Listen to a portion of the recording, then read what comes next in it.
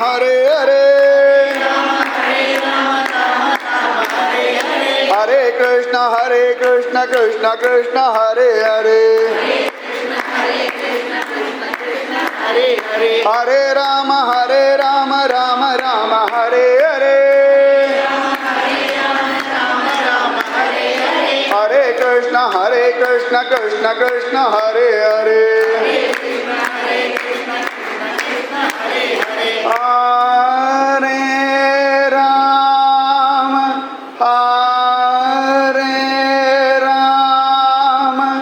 Rama Rama Hare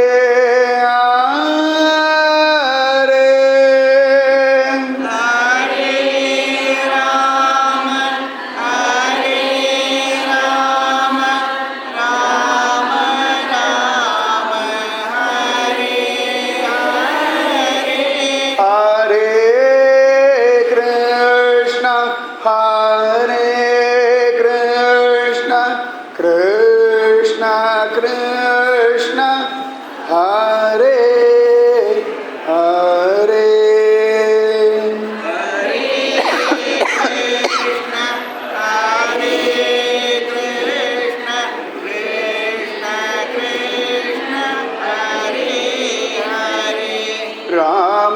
Ramanujadaya Patram Jnana Vairagyabhushanam Srimad Venkatanathāryam Vande Vedanta Desikam Lakshminatha Samarambham Nathayamuna Madhyamam Asmadacharya Paryantam Vande Guru Paramparam Yo Nityamacchodapādhāmbujayugmarugma Vyamohatasthatitarāni Trināya Mene Asmadgurur Bhagavadosya Dayaika Sindho Ramanujasya Charanau Sharanam Prabhadye Bhutam Sharasya Mahadagvaya Bhattanata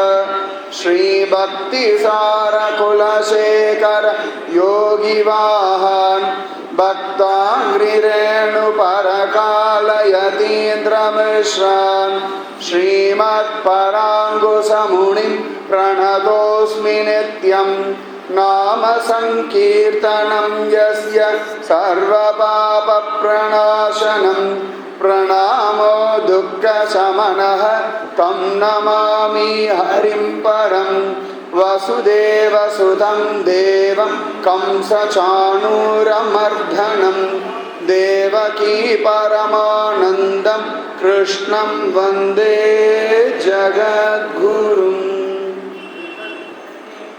Pumannumaadu Porundiya Margam Puhalmalinda Pamannu Maran Adipanindu Indanam பல்கலையோர் தாமன்ன வந்தை Ramanujan சரணாரவிந்தம் நாம் மன்னி வாழ நெஞ்சே சொல்லுவோம் அவன் நாமங்களே. குன்றமேந்தி குளிர்மழை காத்தவன் அன்று ஞாலம் அளந்த பிரான் பரன் சென்று சேர் திருவேங்கட மாமலை ஒன்றுமே தொழ நம்பினை ஓயுமே. கற்பார் இராமபிரானை அல்லால் மற்றும் கற்பரும் புற்பா முதலாக புல்லெரும்பாதி ஒன்றின்றியே நற்பால் அயோத்தியில் வாழும் சராசரம் முற்றவும் நற்பாலுக்கு உய்த்தனன் நான்முகனார் பெற்ற நாட்டுளை புலையரமாகி நின்ற புத்தொடு சமணமெல்லாம் கலையறக் கற்ற மாந்தர் காண்பரோ கேட்பரோதான் தலையறுப்புண்டும் சாகேன் சத்தியம் காண்மினையா சிலையினால் இலங்கை செற்ற தேவனே தேவனாவான். நன்மையும் செல்வமும் நாளும் நல்குமே திண்மையும் பாவமும் சிதைந்து தேயுமே சென்மமும் மரணமும் என்று தீருமே இம்மையே ராமவென்றிரண்டெழுத்தினார். அஞ்சிலே ஒன்று பெற்றான் அஞ்சிலே ஒன்றை தாவி அஞ்சிலே ஒன்று ஆறாக ஆரியர்க்காக ஏகி அஞ்சிலே ஒன்று பெற்ற அணங்கை கண்டு அயலார் ஊறி அஞ்சிலே ஒன்றை வைத்தான் அவன் எம்மை அழித்துக் காப்பான். ஜெய் ஜானகி காந்த ஸ்மரணம் ஜெய் ஜெய் ராம ராமா. வேத வேத்யே பரே பும்சி ஜாதே தசரதாத்மஜே வேத பிராச்சேதசாத் ஆசீத் சாக்ஷாத் ராமாயணாத்மனா. ஸ்வயம் வேத புருஷனான பகவான் ராமனாக அவதாரம் பண்ணணும் அப்படின்னு சங்கல்பம் பண்ண உடனேயே வேதமாகப்பட்டது தானே ராமாயணமாக அவதாரம் செய்திட்டு அப்படின்னு பெரியவா சொல்றார். ராமாயணம் ஸ்வயம் வேத சாரம். மகாபாரதத்தை 5வது வேதம் அப்படின்னு சொல்லு. ராமாயணம் வேத சாரம். ஒரு மனுஷன் எப்படி நடக்கணும் அப்படின்னு சொல்லி கொடுக்கிற ஒரு காவியம் ராமாயணம். அப்பாவிடத்திலே மரியாதையோடு இருக்கணும், ஏகபத்னி விரதனா இருக்கணும், தோழனிடத்திலே நம்பிக்கைக்குரியவனா இருக்கணும், தன்னை அண்டினவர்களுக்கு எல்லா விதத்திலேயும் சகாயம் பண்ணணும். இப்படி பலதரப்பட்ட தர்மங்களை சொல்லக்கூடியது ஸ்ரீமத் ராமாயணம். நிஜமாவே எல்லா இடங்கள்லையும் நித்தியம் ராமாயண விஷயங்கள் சொல்லிண்டு கேட்டுட்டு வந்தாலே இந்த உலகமே நன்னாடு. ஏன்னா அவ்வளோ வசதி ஸ்ரீமத் ராமாயணம். அந்த ராமாயணத்தை கேட்கறதே ஒரு சுகம், இந்த ராமாயணத்தை சொல்கிறதே ஒரு சுகம்.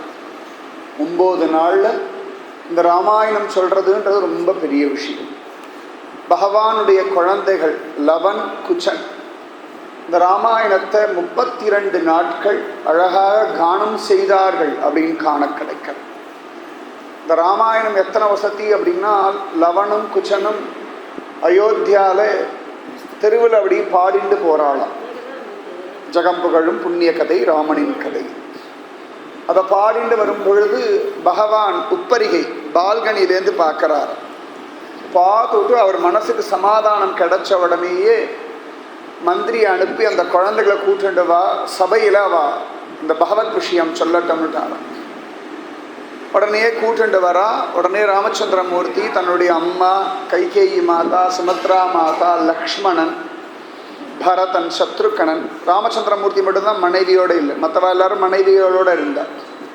எல்லாரையும் வர சொல்லி மந்திரி பிரதானிகள் எல்லாம் வர சொல்லி இந்த குழந்தைகள் ரொம்ப அழகா விஷயம் சொல்கிறா, இதை உட்காந்து கேட்டால் எனக்கே சமாதானமாக இருக்குது, நீங்களும் கேளுங்கன்னு சொல்ல லவனும் குச்சனும் ராமன் கேட்டுக்கொண்டிருக்கிற ராமாயண காவியம் பாடினான். அப்பா கதையை பிள்ளைகள் பாடுறா. உலோகத்தில் எந்த குழந்தைகள் அப்பாவுடைய பெருமையை பாடுறா? எனக்கு தெரிஞ்சு நன்னா பாடினவா லவனும் குச்சனும் மட்டும்தான். வேறு எந்த குழந்தையும் அப்பா பெருமையை அவ்வளவு அழகாக பாடவே இல்லை. அவ்வளோ பெருமையுடைய அப்பாவும் லோகத்தில் இல்லை வச்சுக்கோங்க, அது ஒன்று இருக்கணும். ராமனை போல ஒரு தகப்பன் இருக்கிறது ரொம்ப துர்லபம் தானே. அழகா பாடுறானா, எல்லாரும் கேட்டுன்னு இருக்காளாம், கதறி அழுது அழுது கேட்குறாளாம். ராமனுடைய கதையை கேட்டோம் அப்படின்னா நம்மளுடைய துக்கம் எல்லாம் ஒன்றும் இல்லைன்னு தோணிப்படும்.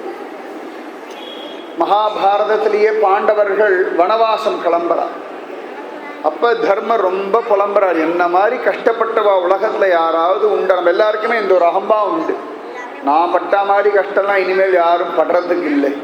என்ன பிரகலாதன் மாதிரி நமக்கு யாராவது விஷம் கொடுத்தாளா? இல்லையே. பிரகலாதங்க டெய்லி விஷம் கொடுத்தாள். நிறைய மாதிரி சொல்லிட்டு போகலாம். திரௌபதி மாதிரி நடுரோடு நிற்க வச்சு நம்மளுடைய வஸ்திரத்தை யாராவது அபகரிச்சாளா? இல்லையே. எத்தனை பாடுபட்டிருக்கா வாழலாம். ஹரிச்சந்திரனை மாதிரி எல்லாத்தையும் பிடிங்கிட்டு நம்மளை கொண்டு இங்கே சுடுகாட்டில் வெட்டியான நிற்க வச்சாளா? இல்லையே. கஷ்டமே படாம தான் நம்ம வாழ்ந்துட்டு இருக்கோம். ஆனால் எல்லாருக்குமே ஒரு அபிப்பிராயம், தான் ரொம்ப கஷ்டப்படுறோன்னு ஒரு அகம்பாவம். அந்த மாதிரி தர்மருக்கு தான் ரொம்ப கஷ்டப்படுறோன்னு தோணிடுத்தான்.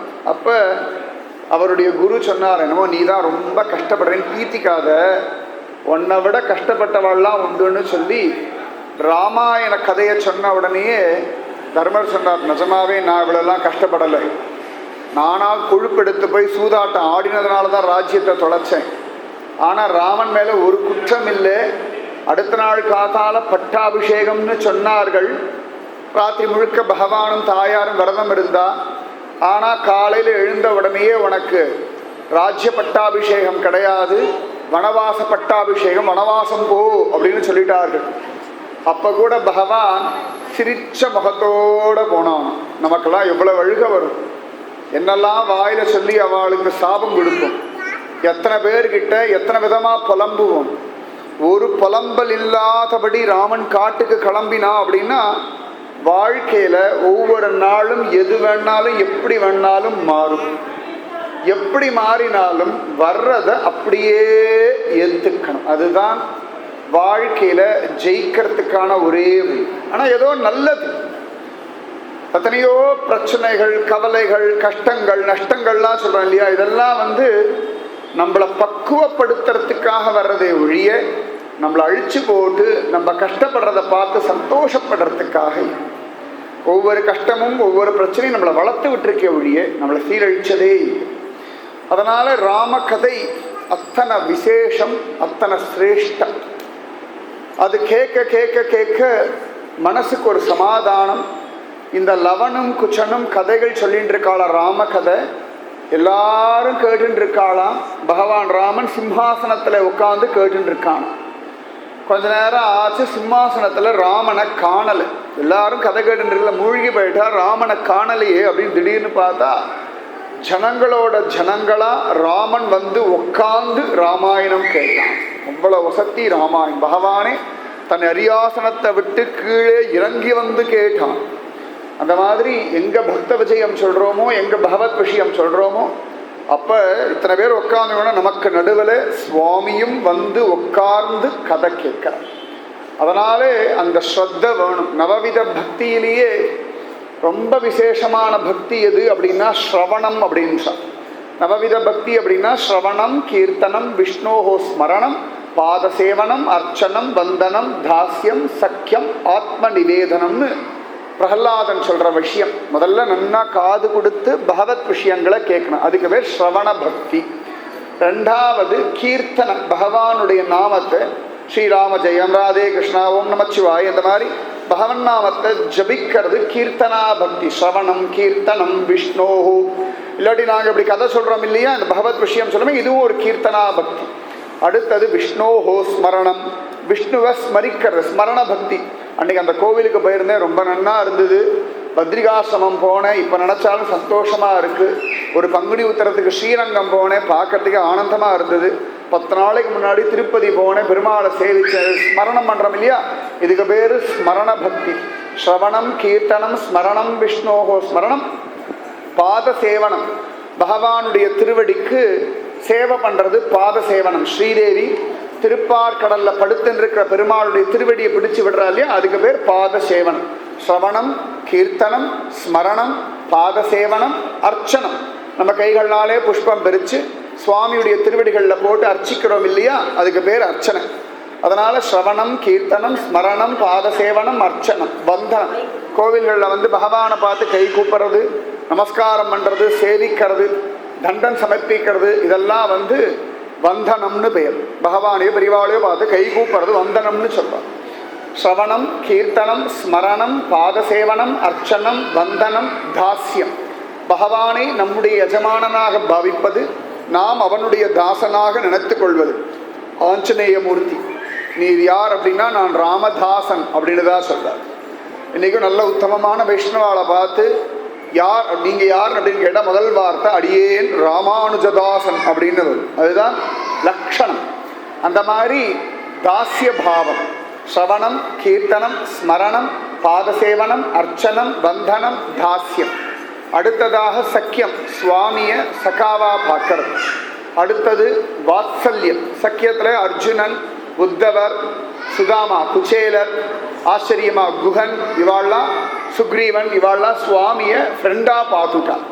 அவள்லாம் சக்கிய பக்தர்கள். அதுக்கு அடுத்ததான் வாத்சல்யம், தாஸ்யம், சக்கியம், ஆத்ம நிவேதனம்னு வருது. ஆத்ம நிவேதனம் இந்த ஆத்மாவையே சுவாமிக்கு ஒப்படைக்கிறது அப்படின்னு.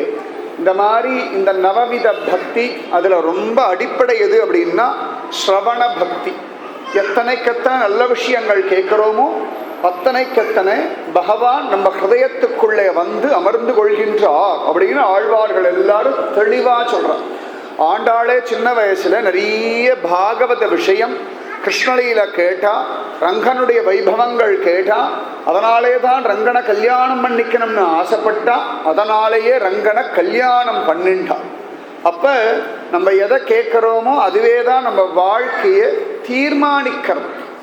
அவ்வளவு சிரேஷ்டம் இந்த பகவத் விஷயம் கேட்கிறோம். அதனால அந்த கேட்கறதுன்ற ஒரு தர்மத்தை எத்தனைக்கத்தனை ஸ்ரத்தையோட பண்றோமோ அத்தனைக்கத்தனை நமக்கும் நம் குடும்பத்துக்கும் நம் வம்சத்துக்குமே நல்லது. அப்படி கதை கேட்கணுமா? நம்ம எந்த யுகத்துல இருக்கோம், என்ன காலகட்டத்தில் இருக்கோம் மறந்து போகும்படியா கேட்கணுமா? அப்படி கேட்க முடியுமான்னா ஒருத்தர் கேட்டார், குலசேகர ஆழ்வார். இன்னைக்கு குலசேகர ஆழ்வாருடைய வைபவம் தான். ஆழ்வார்கள் எல்லாருக்குமே ராமனை கண்டா பிடிக்கும். குலசேகர ஆழ்வாருக்கு ஒரு படி மேலேயே பிடிக்கும் ராமனிடத்தில். குலசேகர ஆழ்வார் எங்கள் குலசேகரன் என்றே கூறு, இன்னமுது ஊட்டுகே இங்கே வா பைங்கிளியே தென்னரங்கம் பாடவல்ல சீர் பெருமான் பொன்னஞ்சிலை சே நுதலியர்வேல் சேரலர்கோம் எங்கள் குலசேகரன் என்றே கூறு. சுவாமி ராமானுஜர் குலசேகர ஆழ்வார் பற்றி நினச்சி தியானம் பண்ணி சொன்ன ஸ்லோகம், ஹே கிளியே. ஸ்ரீரங்கத்தில் கிளி மண்டபம்னு ஒன்று உண்டு, பத்மன் ரங்கநாதன் சந்நிதி பக்கத்தில். அங்கே இந்த கிளி கீ கீ கீ கீன்னு கத்தின்னு இருந்துதான்.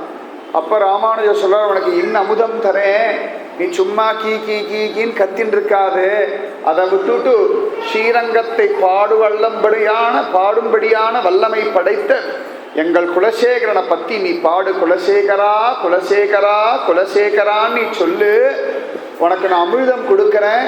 எங்கள் குலசேகரன் ஸ்ரீரங்கத்தை பாடினார்னா அப்படி இருக்கும். எங்கள் குலசேகரனை பார்த்தா பெண்கள்லாம் காதல் கொண்டுடுவா, அவ்வளவு பெரிய அழகன் எங்கள் குலசேகரன். அதனால எங்கள் குலசேகரன் என்றே கூறு. கேரள தேசம் பார்த்த ஒரே ஆழ்வார் குலசேகர ஆழ்வார். மற்ற ஆழ்வார்கள்லாம் தமிழகத்தை சேர்ந்ததா. முதலாழ்வார்கள் 3 பேர், பொய்கை ஆழ்வார், பூதத்தாழ்வார், பேயாழ்வார், திருமழிசை ஆழ்வார், மதுரகவி ஆழ்வார், நம்மாழ்வார், ஆண்டாள், பெரியாழ்வார், தொண்டடிப்பொடி ஆழ்வார், திருப்பான ஆழ்வார், திருமங்கை ஆழ்வார், இத்தான பேரும் தமிழ்நாட்டை சேர்ந்ததா. ஒரு காலத்தில் சேரநாடு தமிழ்நாடாக இருந்துச்சுக்கோங்களேன். இன்னைக்கு பிரிஞ்சதுனால கேரள தேசம் கிடைச்ச ஒரு ஆழ்வார் குலசேகரன். ஒரு ஆழ்வார் போதும். இந்த 11 ஆழ்வார்களுக்கு சமமான ஒரு ஆழ்வார் குலசேகர ஆழ்வார். இன்னைக்கும் திருவிதாங்கூர் ராஜ சமஸ்தானம் உண்டு, அவர்கள்லாம் குலசேகர ஆழ்வாருடைய வம்சத்தார் தான். ரொம்ப விசேஷமான ஒரு ஆழ்வார். பகவான் ராமனை போலவே க்ஷத்ரிய குலம் இந்த குலசேகர ஆழ்வார். க்ஷத்ரிய குலம். ஆச்சரியமா மாசி மாசம் புனர்வசு நட்சத்திரம், ராமச்சந்திரமூர்த்தியுடைய நட்சத்திரமே தான் குலசேகர ஆழ்வாருடைய திருநட்சத்திரம். மாசி மாசம் புனர்வசு நட்சத்திரத்தில் க்ஷத்ரிய குலத்தில் கேரள தேசத்தில் வஞ்சிக்களம் அப்படின்ற ஒரு இடத்துல தான் ரொம்ப அழகா இந்த குலசேகரன் பிறந்தார். அவர் பிறந்த இடத்துல தான் ஸ்ரீமான் வேலுக்குடி கிருஷ்ணன் அவர்கள் ஒரு குலசேகர ஆழ்வார் சன்னதி கட்டி வருஷா வருஷம் அங்கே நித்திய உற்சவம் நடக்கிறது. நித்திய பக்ஷ மாசோத்சவம் வருஷோத்சவம் நடக்கிறது. உற்சவங்களே நிறைய உண்டு. நித்தியம் நடத்துகிற உற்சவம்னு ஒன்று உண்டு. அதுக்கப்புறமா பக்ஷோத்சவம் சொல்லுவாங்க. சுக்லபக்ஷ உற்சவம், கிருஷ்ணபக்ஷ உற்சவம்னு ஒன்று உண்டு. அதே போல் மாசோத்சவம், ஐப்பசி மாசோத்சவம், பங்குனி உத்திரம், இதெல்லாம் மாசோத்சவம். அப்புறம் வருஷோத்சவம், அயனோத்சவம்னு ஒன்று உண்டு. தட்சிணாயனத்துக்கு ஒரு உற்சவம் பண்ணுவா, உத்தராயணத்துக்கு ஒரு உற்சவம் பண்ணுவா. அப்புறம் வருஷோத்சவம் வரும்பொழுது தான் அந்த பிரம்மோத்சவம் இதெல்லாம் வரும். அந்த மாதிரி நித்திய பக்ஷ மாச அயன வருஷோத்சவம்லாம் ரொம்ப அழகாக பண்ணிட்டு இருக்கான். ஆச்சரியம். இந்த குலசேகரன் மாசி மாசம் புனர்வசு நட்சத்திரத்தில் சத்திரிய குலத்தில் ஸ்வயம் பகவானுடைய கௌஸ்துபமணியுடைய அம்சம். பகவானுடைய கழுத்தில் கௌஸ்துபம்னு ஒரு மணி உண்டு, ஒரு பெரிய ரத்னம். அது பூமியில கிடைக்காத ஒரு ரத்னம். நவரத்னம் எல்லாம் பூமியில கிடைக்கிறது. இந்த பவளம், வைரம், வைடூரியம், மரகதம், கோமேதகம் இதெல்லாம் பூமியில கிடைக்கிறது. பூமியில கிடைக்காத ஒரு ரத்னம் இந்த கௌஸ்துபம்னு ஒரு பேர். அது திருப்பார்கடலை கடைஞ்ச பொழுது கிடைச்ச ஒரு ரத்னம். பெரியவா சொல்றா, உத்தமமான ஜீவாத்மாக்கள் எல்லாமே கௌஸ்துபம். அந்த கௌஸ்துபத்தை பகவான், அதாவது நம்ம நன்னா பக்தி பண்ணா வச்சுக்கோங்களேன், நம்மளை ஒரு மணியா டாலரா பண்ணி சுவாமி தன் கழுத்துல மாட்டிப்பார்.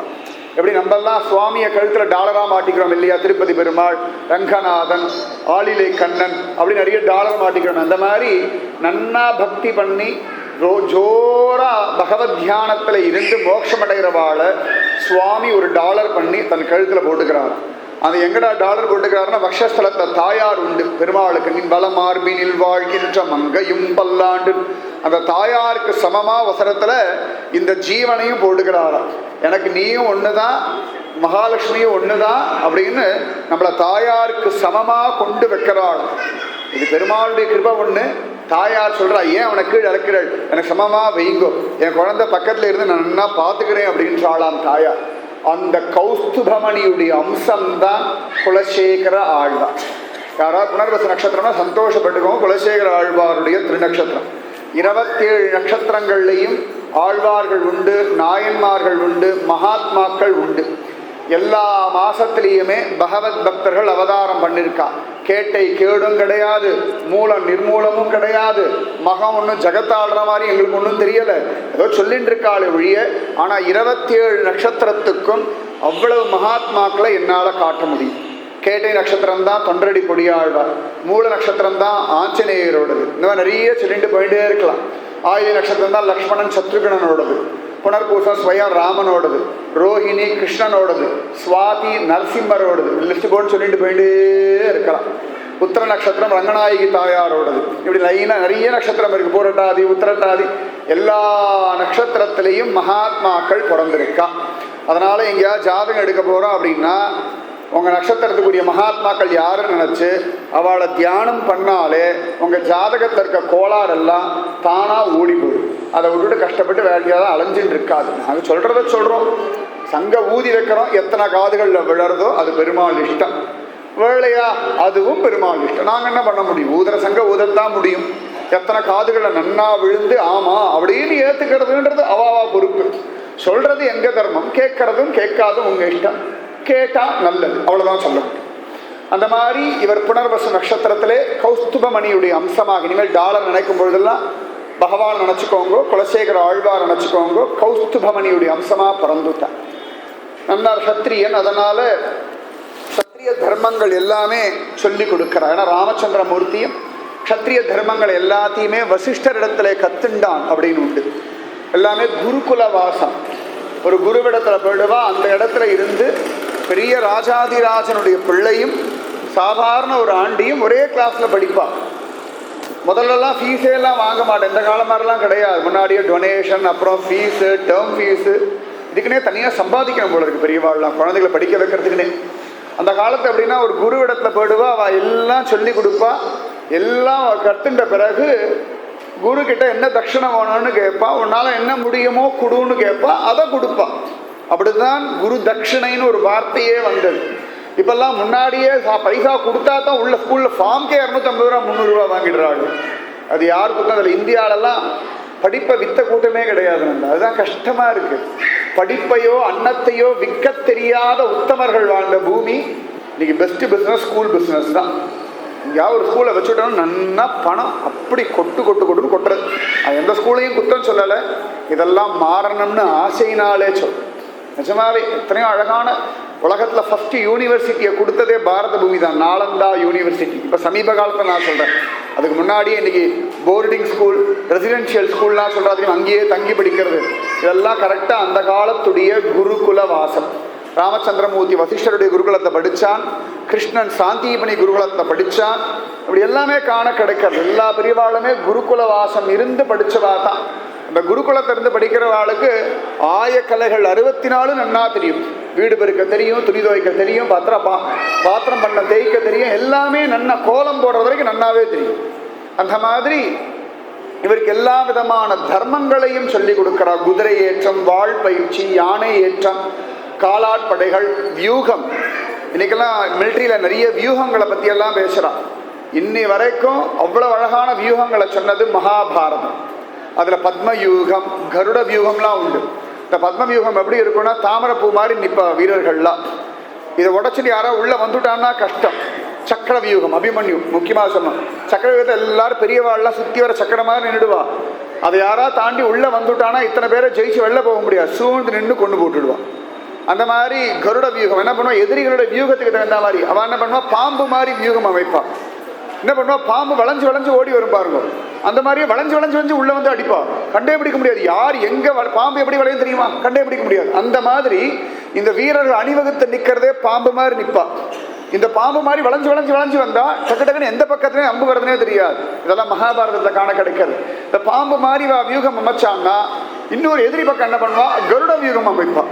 கருடனா வந்து அப்படியே அந்த பாம்பு அப்படி கொத்துறா மாதிரி வந்து கொத்துவான். ரொம்ப அழகா இருக்கும். இந்த மாதிரிலாம் இனிமேல் வியூகங்கள்லாம் உலகத்துல கிடையவே கிடையாது. அவ்வளவு அழகா சொல்லியிருக்கு மகாபாரதத்தில். அந்த மாதிரி அந்த வியூகம் அமைப்பு எல்லாம் கத்துக்கிறார். ஒரு ராஜ்யத்தை நடத்த வேண்டிய முறை, வரி வசூலிக்க வேண்டிய முறை, ரோடு போடுற முறை முதற்கொண்டு எல்லாமே தெரிஞ்சிருக்கணும் ஒரு ராஜாவுக்கு. இல்லைன்னா ராஜ்ய பரிபாலனம் பண்ண முடியாது. எல்லா விஷயங்களும் நன்னா தெரிஞ்சு ஜனங்களுடைய சுகதுக்கமும் தெரிஞ்சு அதன்படி நடத்துறவன் தான் நல்ல ராஜ்ய பரிபாலனம் பண்ண முடியும். நம்ம சாஸ்திரத்துல எல்லாமே கிளீனா சொல்லியிருக்கு. சாணக்கியோட அர்த்த சாஸ்திரத்துல அவ்வளவு அழகா வர்ணிச்சிருக்கான். இத்தனையும் கத்துக்கிறார் இந்த குலசேகரன். ஜோரா கத்துண்டாச்சு, தகுந்த வயசு வந்தாச்சு, அப்பா அவர் கல்யாணமும் பண்ணி வச்சாச்சு. அப்பா பார்த்தார், பிள்ளை ரொம்ப உத்தமனா இருக்கான், பலசாலியா இருக்கான், புத்திசாலியா இருக்கான், நிதானமா இருக்கான், ஒரு ராஜ்யத்தை நடத்தக்கூடியதான திறமை பூரணமா இருக்கு. அந்த காலத்தெல்லாம் மன்னராட்சியை மோசம் இவெல்லாம் சொல்லிட்டு இருக்கா. நிஜமாவே மன்னராட்சியில நிம்மதியா இருந்தோம். யாரோ சில மன்னர்கள் மட்டும்தான் பைத்திய மாதிரி இருந்தாலும் ஒழிய முக்காவாசி மன்னர்கள் ரொம்பவே ஆச்சரியமா ராஜ்ய பரிபாலனம் பண்ணியிருக்கா.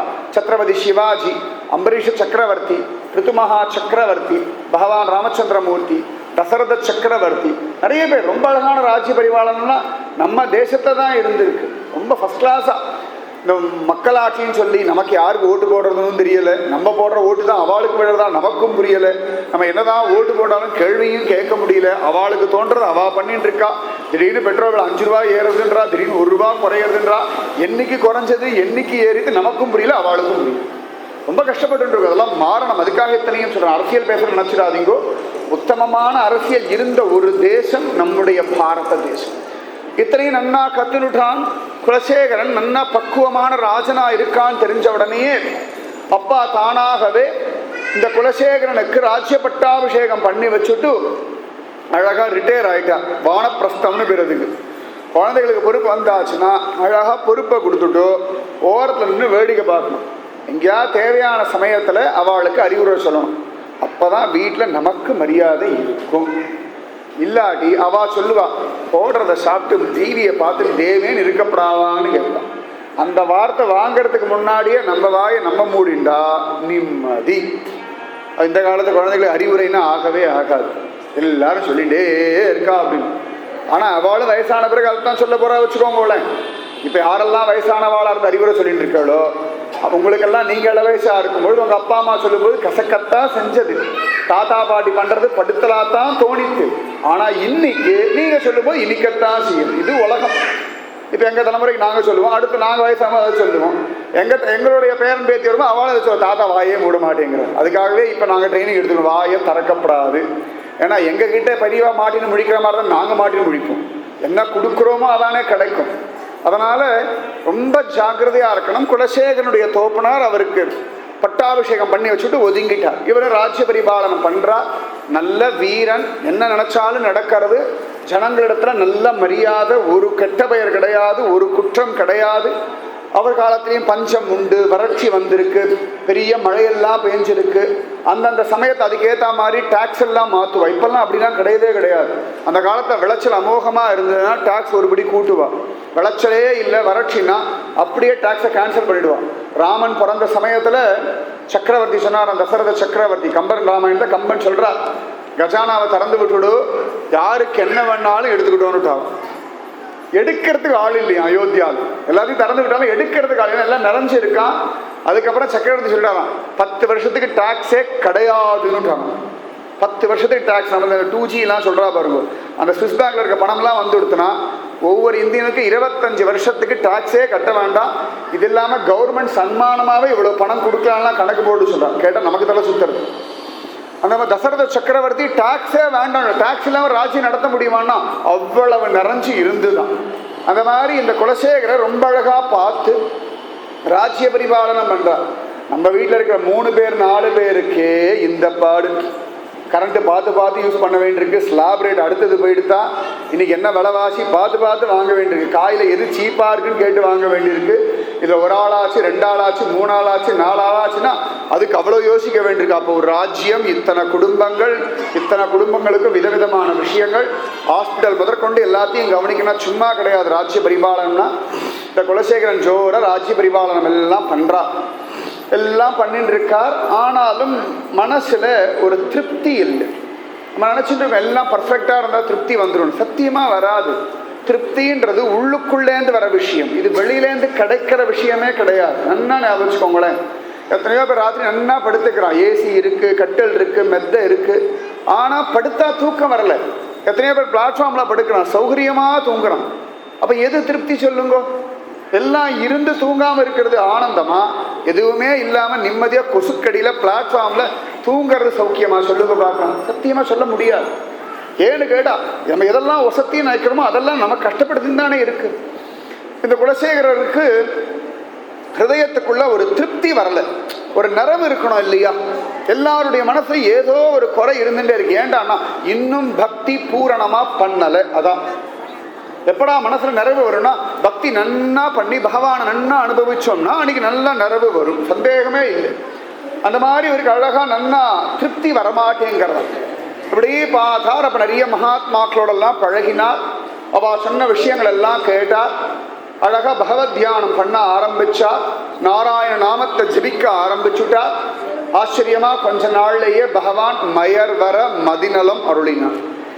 நமக்கு என்ன பக்தி வந்து நிறைய நாமஜபம் ஜபிச்சுட்டே வந்தா தானாகவே இந்த வாழ்க்கையுடைய யதார்த்தம் புரிஞ்சிடும். இந்த உலகம் எப்படி போயிட்டு இருக்குன்னு தெரிஞ்சிடும். நம்ம எப்படி நடந்துக்கணுன்றது தெரிஞ்சிடும். இது 3 தெரிஞ்சுடுதுன்னா அதுக்கப்புறம் வாழ்க்கையில் ஒரு கவலை இல்லை. வியாதி வரட்டும், நஷ்டம் வரட்டும், கஷ்டம் வரட்டும், அதெல்லாம் ஒரு விஷயமா? எவ்வளோ நாள் கஷ்டப்பட போகிறோம்? 1000 வருஷமா? 100 நமக்கு கேரண்டி கிடையாது. நல்லா ஞாபகம் வச்சுக்கோங்க. 100, 60, 80, 50, 45, 35 ஒன்றும் தெரிய மாட்டேங்குது. ஓடின்னு இருக்கோம். ஓடுற வரைக்கும் வண்டி ஓடணும். மனசில் ஏதிக்காதீங்க. சுவாமி உண்டு, பகவான் உண்டு, நிச்சயமா நல்லது பண்ணுவார், கிருப பண்ணுவார், யாரையும் கைவிடுவது இல்லை. நம்பினார் கெடுவதில்லை, 4 முறை தீர்வு. அழகா பகவான் இவருக்கு மயர் வர மதிநலம் கொடுத்துட்டான். நாமஜபம் பண்ணிட்டே இருந்தான். அன்னிலே ரொம்ப சந்தோஷம். விடாம நாமஜபம் பண்ண ஆரம்பிச்சுட்டார். நன்னா நாமஜபம் பண்ணிட்டே இருக்கார். நிறைய ராஜ்ய பரிபாலனம்லாம் அழகா பண்ணிட்டு இருக்கார். அப்ப ஆச்சரியமா பார்த்தார், சரி எங்கேயாவது திவ்ய தேச யாத்திரை எல்லாம் போகலாம், நிறைய ஊர்கள்லாம் போய் பார்க்கலாம். உடம்பு நன்னா இருக்கும் பொழுது, பலமா இருக்கும் பொழுது எவ்வளவு முடியுமோ கோவில் குளங்களுக்கு போயிட்டு வந்துடணும். எல்லாரும் நிறைய பேர் ரிட்டையர் ஆன பிறகு அந்த கோவில் சுத்த போகிறேன், இந்த கோவில் சுத்த போகிறேன்னு. நீங்கள் ரிட்டையர் ஆகிறதுக்கு முன்னாடியே ஆற்றுல 50,000 வேலை வச்சுருப்பார். அப்போ தான் பேரனை கொண்டு ஸ்கூலில் கொண்டு விட சொல்லுவா. அப்போ தான் பேரனுக்கு இட்லி பண்ணி கொடுக்க சொல்லுவா. அதை ஆய் மூச்சா அலம்பி விட சொல்லுவா. நடக்காது. உங்கள் உடம்புல தெம்பு, உங்கள் கையில் பைசா இருக்கும் பொழுது ஓடி ஓடி கோவிலை சேவிச்சேளோ புண்ணியம்.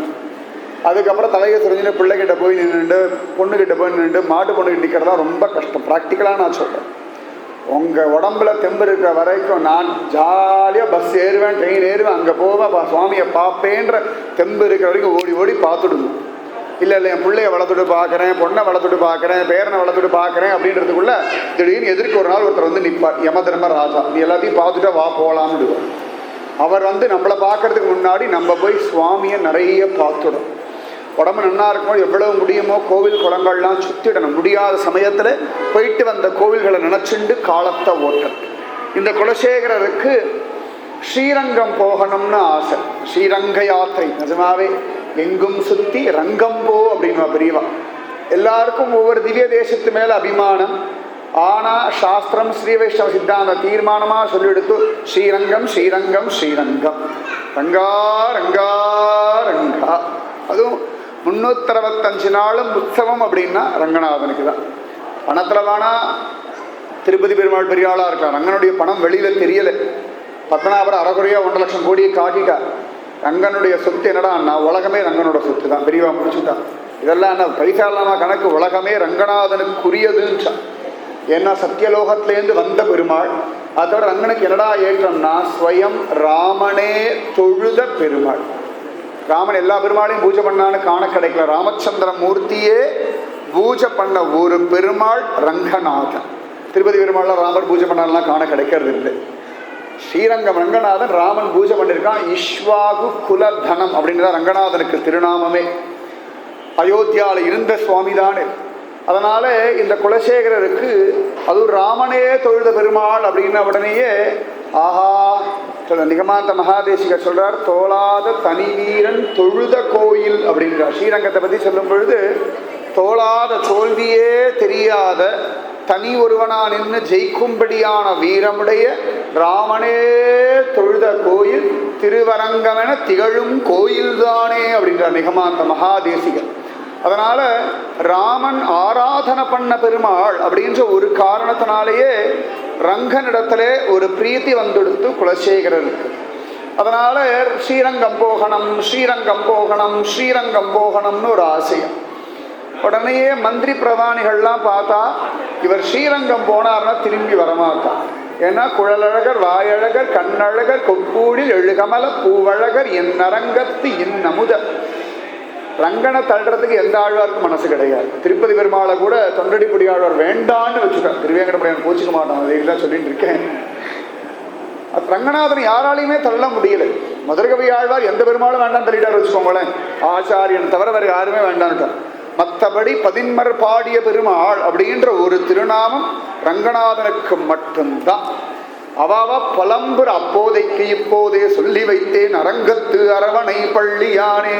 பெரியாழ்வார் சொல்றார், வயசான காலத்தை நான் உன்னை நினைப்பனா தெரியாது, அப்போதைக்கு இப்போதே உங்ககிட்ட சொல்லி வைக்கிறேன், நீ ஞாபகம் வச்சுக்கோன்றா.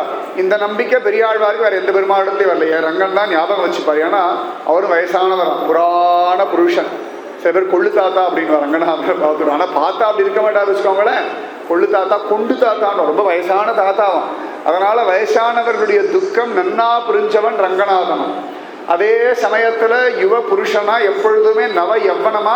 அதனால இளவயசுக்காராளுடைய மனசையும் தெரிஞ்சவன் ரங்கநாதன். ரங்கநாதனை பார்க்கறது மட்டும் இளவயசுக்காரா வயசானவா எல்லாம் போட்டி போடுவான். ஸ்திரீகளும் அபிமானம் உண்டா ரங்கனிடத்துல. ஏன்னா ஆண்டாளே மயங்கிட்டு ஆடணும். 108 திவ்ய தேச பெருமாள் வைபவத்தை கேட்டு ஆண்டாள் பார்த்தா சுயம்பரத்துல எல்லா பெருமாளும் வந்து நிக்க ரங்கனை பார்த்து இவரே எம்மனாளர் மன்னாதர். திருவள்ளிக்கணி பார்த்தசாரதி கோவில வேதவள்ளி தாயார் உண்டு. அவர் ரங்கநாதனை பார்த்துதான் மன்னாதர் அப்படின்னுட்டார். அதனால ரங்கநாதன்னா அத்தனை பேருக்குமே ஒரு பிரீத்தி உண்டு. உறையூர் கமலவல்லி நாச்சியார் முதற்கொண்டு ஆண்டாள் முதற்கொண்டு துலுக்க நாச்சியார் முதற்கொண்டு துலுக்கச்சி வரைக்கும் பிடிச்சது யாருன்னா ரங்கநாதனை தான் பிடிக்குமா. அதனால இந்த ரங்கனிடத்துல தானாகவே ஒரு பிரீத்தி வந்துடுத்தான் குலசேகரருக்கு. அதனால போகணும்னு கிளம்புறாராம். அப்ப மந்திரி பிரதானிகள் பார்த்தா இவர் ஸ்ரீரங்கம் போயாச்சுன்னா திரும்பி வரமாட்டார். இங்கிருந்தே ரங்கா ரங்கா ரங்கான்னு புலம்பராராம். அத்தனை புலம்பல். கருமணியை கோமளத்தை கண்டு கொண்டு என் கண் இணைகள் என்றுகளோ கழிக்கும் நாளு. என்னைக்கு போய் நான் ஸ்ரீரங்கத்துல போய் ரங்கனை பார்க்க போறேன்னு கதர்றா. மந்திரிகள் பார்த்தா இவர் போனா திரும்பி வரமாட்டார், இவரை நிறுத்தணும் அப்படின்னா ஒரே ஒரு உபாயம்தான் உண்டு. என்னடா அப்படின்னா, நிறைய பக்தர்கள் அவருடைய அரண்மனைக்கு வந்துட்டான்னா பக்தாளை விட்டுட்டு ஸ்ரீரங்கம் போக மாட்டான். நம்ம கோவிலுக்கு இறங்குறோம். இப்போ இறங்குற சமயத்தில் யாராவது உத்தமமான பக்தர்கள் நம்ம வீட்டுக்கு வரா அப்படின்னா அப்போ கோவில் போகிறத நிறுத்திட்டு அவளை உபசரிக்கலாம், அவளோட இருக்கலாம்னு சாஸ்திரம் சொல்கிறோம். ஆனால் நம்ம யார் வந்தாலும் கோவிலுக்கு லீவு போட்டுவிடும். அதான் பெரிய கஷ்டம். யார் வந்தாலும் கோவிலுக்கு லீவு. கரண்ட் போனால் கோவிலுக்கு லீவு, டிவி சீரியல் போயிடுமோன்னு கோவிலுக்கு லீவு, எல்லாத்துக்கும் லீவு போடுறோம் கோவிலுக்கு. வருஷம் பிறந்த ஆச்சு எவ்வளோ? 2010 உங்கள் கணக்கே 2013 கணக்கு, சித்திரையெல்லாம் விட்டுருவோம். 2013 கணக்கு வந்து ஆச்சு. ஏப்ரல் 2 தேதி ஆயிடுது. இத்தனை நாள் ஒரு ரஃபாக ஒரு 90 நாள் வச்சுப்பேன். ஜனவரி பிப்ரவரி மார்ச் எல்லாம் சேர்த்து 90 நாளும் சுவாமியை சேவிச்சேன்னா சந்தோஷம். ஒரு நாள் கூட விடாமல். சில அசௌகரியங்கள் தீட்டு, ஜனன மரண தீட்டு, ஏதாவது வெளியூர் போகிறோம், அந்த மாதிரி தவிர்க்க இயலாத சமயங்களில் கோவிலுக்கு போகலைன்னா ரைட். மற்றபடி கொழுப்படுத்து கோவிலுக்கு போகலைன்னா அதெல்லாம் பாபத்தில் தான். கோவிலுக்கு வந்துடணும் என்ன ஆனாலும் சரி. இப்போ கோவிலுக்கு வந்ததுனால தானே பக்த விஜயம் கேட்க முடிகிறது. அப்படி உங்கள் ஆற்ற வந்து நான் சொல்ல போகிறேன்னா ஒவ்வொரு ராத்துக்காக தனித்தனியாக வந்து கதைகள் நான் சொல்ல போகிறேன்னா இங்கே வந்து நான் சொல்கிறத கேட்டேன்னா கோவிலுக்கு எல்லாரும் வரதுனால கேட்கறது இல்லைதான். அதனால பக்தர்கள் வரார்கள் அப்படின்னா பக்தர்கள் தான் வசதி. தொண்டர்கள் தான் வசத்தி. ஆழ்வார்கள் அத்தனை பேருமே சொல்றா பக்தர்கள் தான் சர்வசிரேஷ்டம் அப்படின்னு. அதனால மந்திரிமார்கள்லாம் நிறைய பக்தர்கள் எல்லாம் இவர் எதிர்க்க கொண்டு வந்து விட்டுடுறாளாம். கொண்டு வந்து விட்ட உடனே குலசேகரர் சரி ஸ்ரீரங்க யாத்திரை நாளைக்குன்னு போஸ்ட்பான் பண்ணிடுவாங்க. ஆனால் டெய்லி பறையறிவிப்பாளாம், நாளைக்கு ஸ்ரீரங்க யாத்திரை டும் டும் டும் டும் டும்னு பறையறிவிப்பாளாம். அதனால அவருடைய தனியன் ஸ்லோகத்திலேயே குஷ்யதே யஸ்ய நகரே ரங்கயாத்ரா தினே தினே தமஹம் சிரசா வந்தே ராஜானம் குலசேகரம். எவருடைய ராஜ்யத்தில் நித்தியமும் ஸ்ரீரங்க யாத்திரைன்னு உத்கோஷிக்கப்படுகின்றதோ அந்த குலசேகர ராஜாவிற்கு என்னுடைய நமஸ்காரம் அப்படின்னு ஸ்லோகம். அதனால டெய்லி பாகவதர்கள் வரா, இவர் ஸ்ரீரங்க யாத்திரை நாளைக்கு போறேன் இந்த சென்னையில் இருக்கிற திருப்பதி போறேன்னு ஒரு வார்த்தை சொல்லுவா, போவே மாட்டான். அப்பப்போ சொல்லுவா திருப்பதி போனோம் ரொம்ப நாள் ஆசை, போகவே முடியல. ஆனா அந்த மாதிரி இவரும் ஸ்ரீரங்க யாத்திரைன்னு கிளம்புறா, பக்தர்கள் வந்துட்டா போக முடியல. இப்படியே போயிட்டு இருக்கு. பக்தர்கள் வர்றதுனால அவரவர்கள் அழகா இவர் கேட்கிற பகவத் விஷயம் சொல்லுங்கோ அப்படின்னு. வைஷ்ணவ சித்தாந்தத்தில் தொட்டதுக்கெல்லாம் ராமாயணத்தை தான் பேசுவான். சரணாகதி கிரந்தம்னே பேரு. உலகத்தில் சரணாகதி டோட்டல் சரண்டர்ன்ற ஒரு ரகசியத்தை உலகத்துக்கு பிரகடனப்படுத்தினது பகவான் ராமன் தான். சக்ருதேவ பிரபன்னாய தவாஸ்மீதி ச யாச்சதே அபயம் சர்வபூதேபியோ ததாமி ஏதத் விரதம் மம. பகவான் இந்த சரணாகதியை சொன்னது திருப்புல்லானின்ற ஒரு திவ்ய தேசம். திருப்புல்லனே அந்த திவ்ய தேசத்துக்கு பேரு. ராமேஸ்வரம் போகிற பக்கத்தில் தான் இருக்குது. ரொம்ப விசேஷமான பெருமாள். ஜெகநாத பெருமாள் அன்னைக்கு கூட சொல்லிட்டு இருந்தேன் இல்லையா, தசரத சக்கரவர்த்தி அங்கே தான் பெருமாளுக்கு பாயசம் நிவேதனம் பண்ணார். அந்த இடத்துல தான் பகவானை பார்க்க விபீஷணன் வந்தார். அப்போ விபீஷணனை பார்த்துட்டு சுவாமி சொல்கிறார், ஒரு முறை நான் உன்னை சேர்ந்தவன் என் திருவடிகளில் யாராவது சரணாகதி செய்து விட்டார்கள் எனில் அவர்களுக்கு எல்லா விதமான பூதங்களிடமிருந்தும் எல்லா சமயத்திலேயும் அபயம் அளிக்கிறேன், இது என்னுடைய விரதம். நம்ம அவர் காலில் விழுந்துட்டோம்னா போதும், எனக்கு ஒன்றும் தெரியாதப்பா, ஹே பிரபோ, ஹே ராமா, எனக்கு வேற யாரும் கிடையாது, என்னை இந்த பிரச்சனையிலேருந்து காப்பாத்து, இந்த கஷ்டத்திலேருந்து காப்பாத்து, இந்த வியாதியிலேருந்து மீட்டு கொடு, எனக்கு மோட்சம் தான், என் குடும்பத்தை ரட்சிச்சிடும், என் வம்சத்தை நல்வழிப்படுத்து, என் குழந்தைகளை நன்னா வச்சுக்கோ, நீ என்ன வேணா எனக்கு ஒரு குழந்தைய கொடு, என் பொண்ணுக்கு ஒரு கல்யாணம் பண்ணிவேன், என் பிள்ளைக்கு நல்ல ஸ்கூலை கொடு, என் பிள்ளைக்கு நல்ல வேலையை கொடு, என்ன வேணா கேளுங்கோ. இத்தனைக்கும் சுலபமான உபாயம் சரணாகதி. எனக்கு தெரியல, உன்னால முடியும், உன்கிட்ட ஒப்படைக்கிறேன், நீ நடத்து. நீ சரணாகதி பண்றதுக்கு இந்த ஜாதியா இருக்கணும், இந்த குலத்துல பிறந்தவாளா இருக்கணும், இத்தனை வயசு இருக்கணும், அந்த மாதிரி ரூல்ஸ் அண்ட் ரெகுலேஷன்லாம் கிடையாது. 3 வயசு குழந்தை சரணாகதி பண்ணாலும் பலித்தமாகும், 95 வயசு தாத்தா சரணாகதி பண்ணாலும் பலித்தமாகும், படுத்த படுக்கையா இருந்துட்டு சரணாகதி பண்ணாலும் பலித்தமாகும். தூக்கம் வரலையா, ஹே ராமா எனக்கு தூக்கம் வரல, உன்கிட்ட ஒப்படைச்சுட்டேன்டா, எனக்கு ஒன்றும் தெரியாது ராமா, நீ திருவடியே சரணம்னு சொல்லி பாருங்க, உங்களுக்கு தெரியாமலேயே தூங்க ஆரம்பிப்பேன்.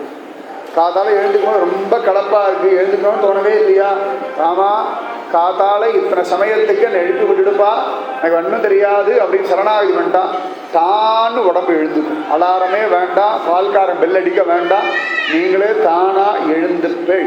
ராமன் பகவான் யார் தன்னிடத்துல சரணாகதி பண்ணுவா அவளுக்கு எந்த விதத்திலே தான் உபகாரம் பண்ணலான்னு காத்துருக்கான். இப்போ ட்ரெயின்லேயோ பஸ்லேயோ போகிறோம், அந்த டிரைவரை நம்பி சுகமாக தூங்குறோமே, பாட்டெல்லாம் கேட்டுட்டு போகிறோமே, அந்த டிரைவரை நம்பினாலே நம்ம இருப்பிடம் போய் சேர முடியும்னா, ராமனை நம்பினா வாழ்க்கையை நடத்த முடியாது, மோட்சமாக அடைய முடியாது. சாதாரண மனுஷாலை நம்பினாலே, அவர்களை பூரணமாக நம்பினா அவர்கள் நமக்கு ஒத்தாசை பண்ண முடியும்னா, அகிலாண்ட கோடி பிரம்மாண்ட நாயகனிடத்துல சரணாகதி பண்ணால் என்னதான் நடக்காது, எல்லாமே தருவார் சுவாமி.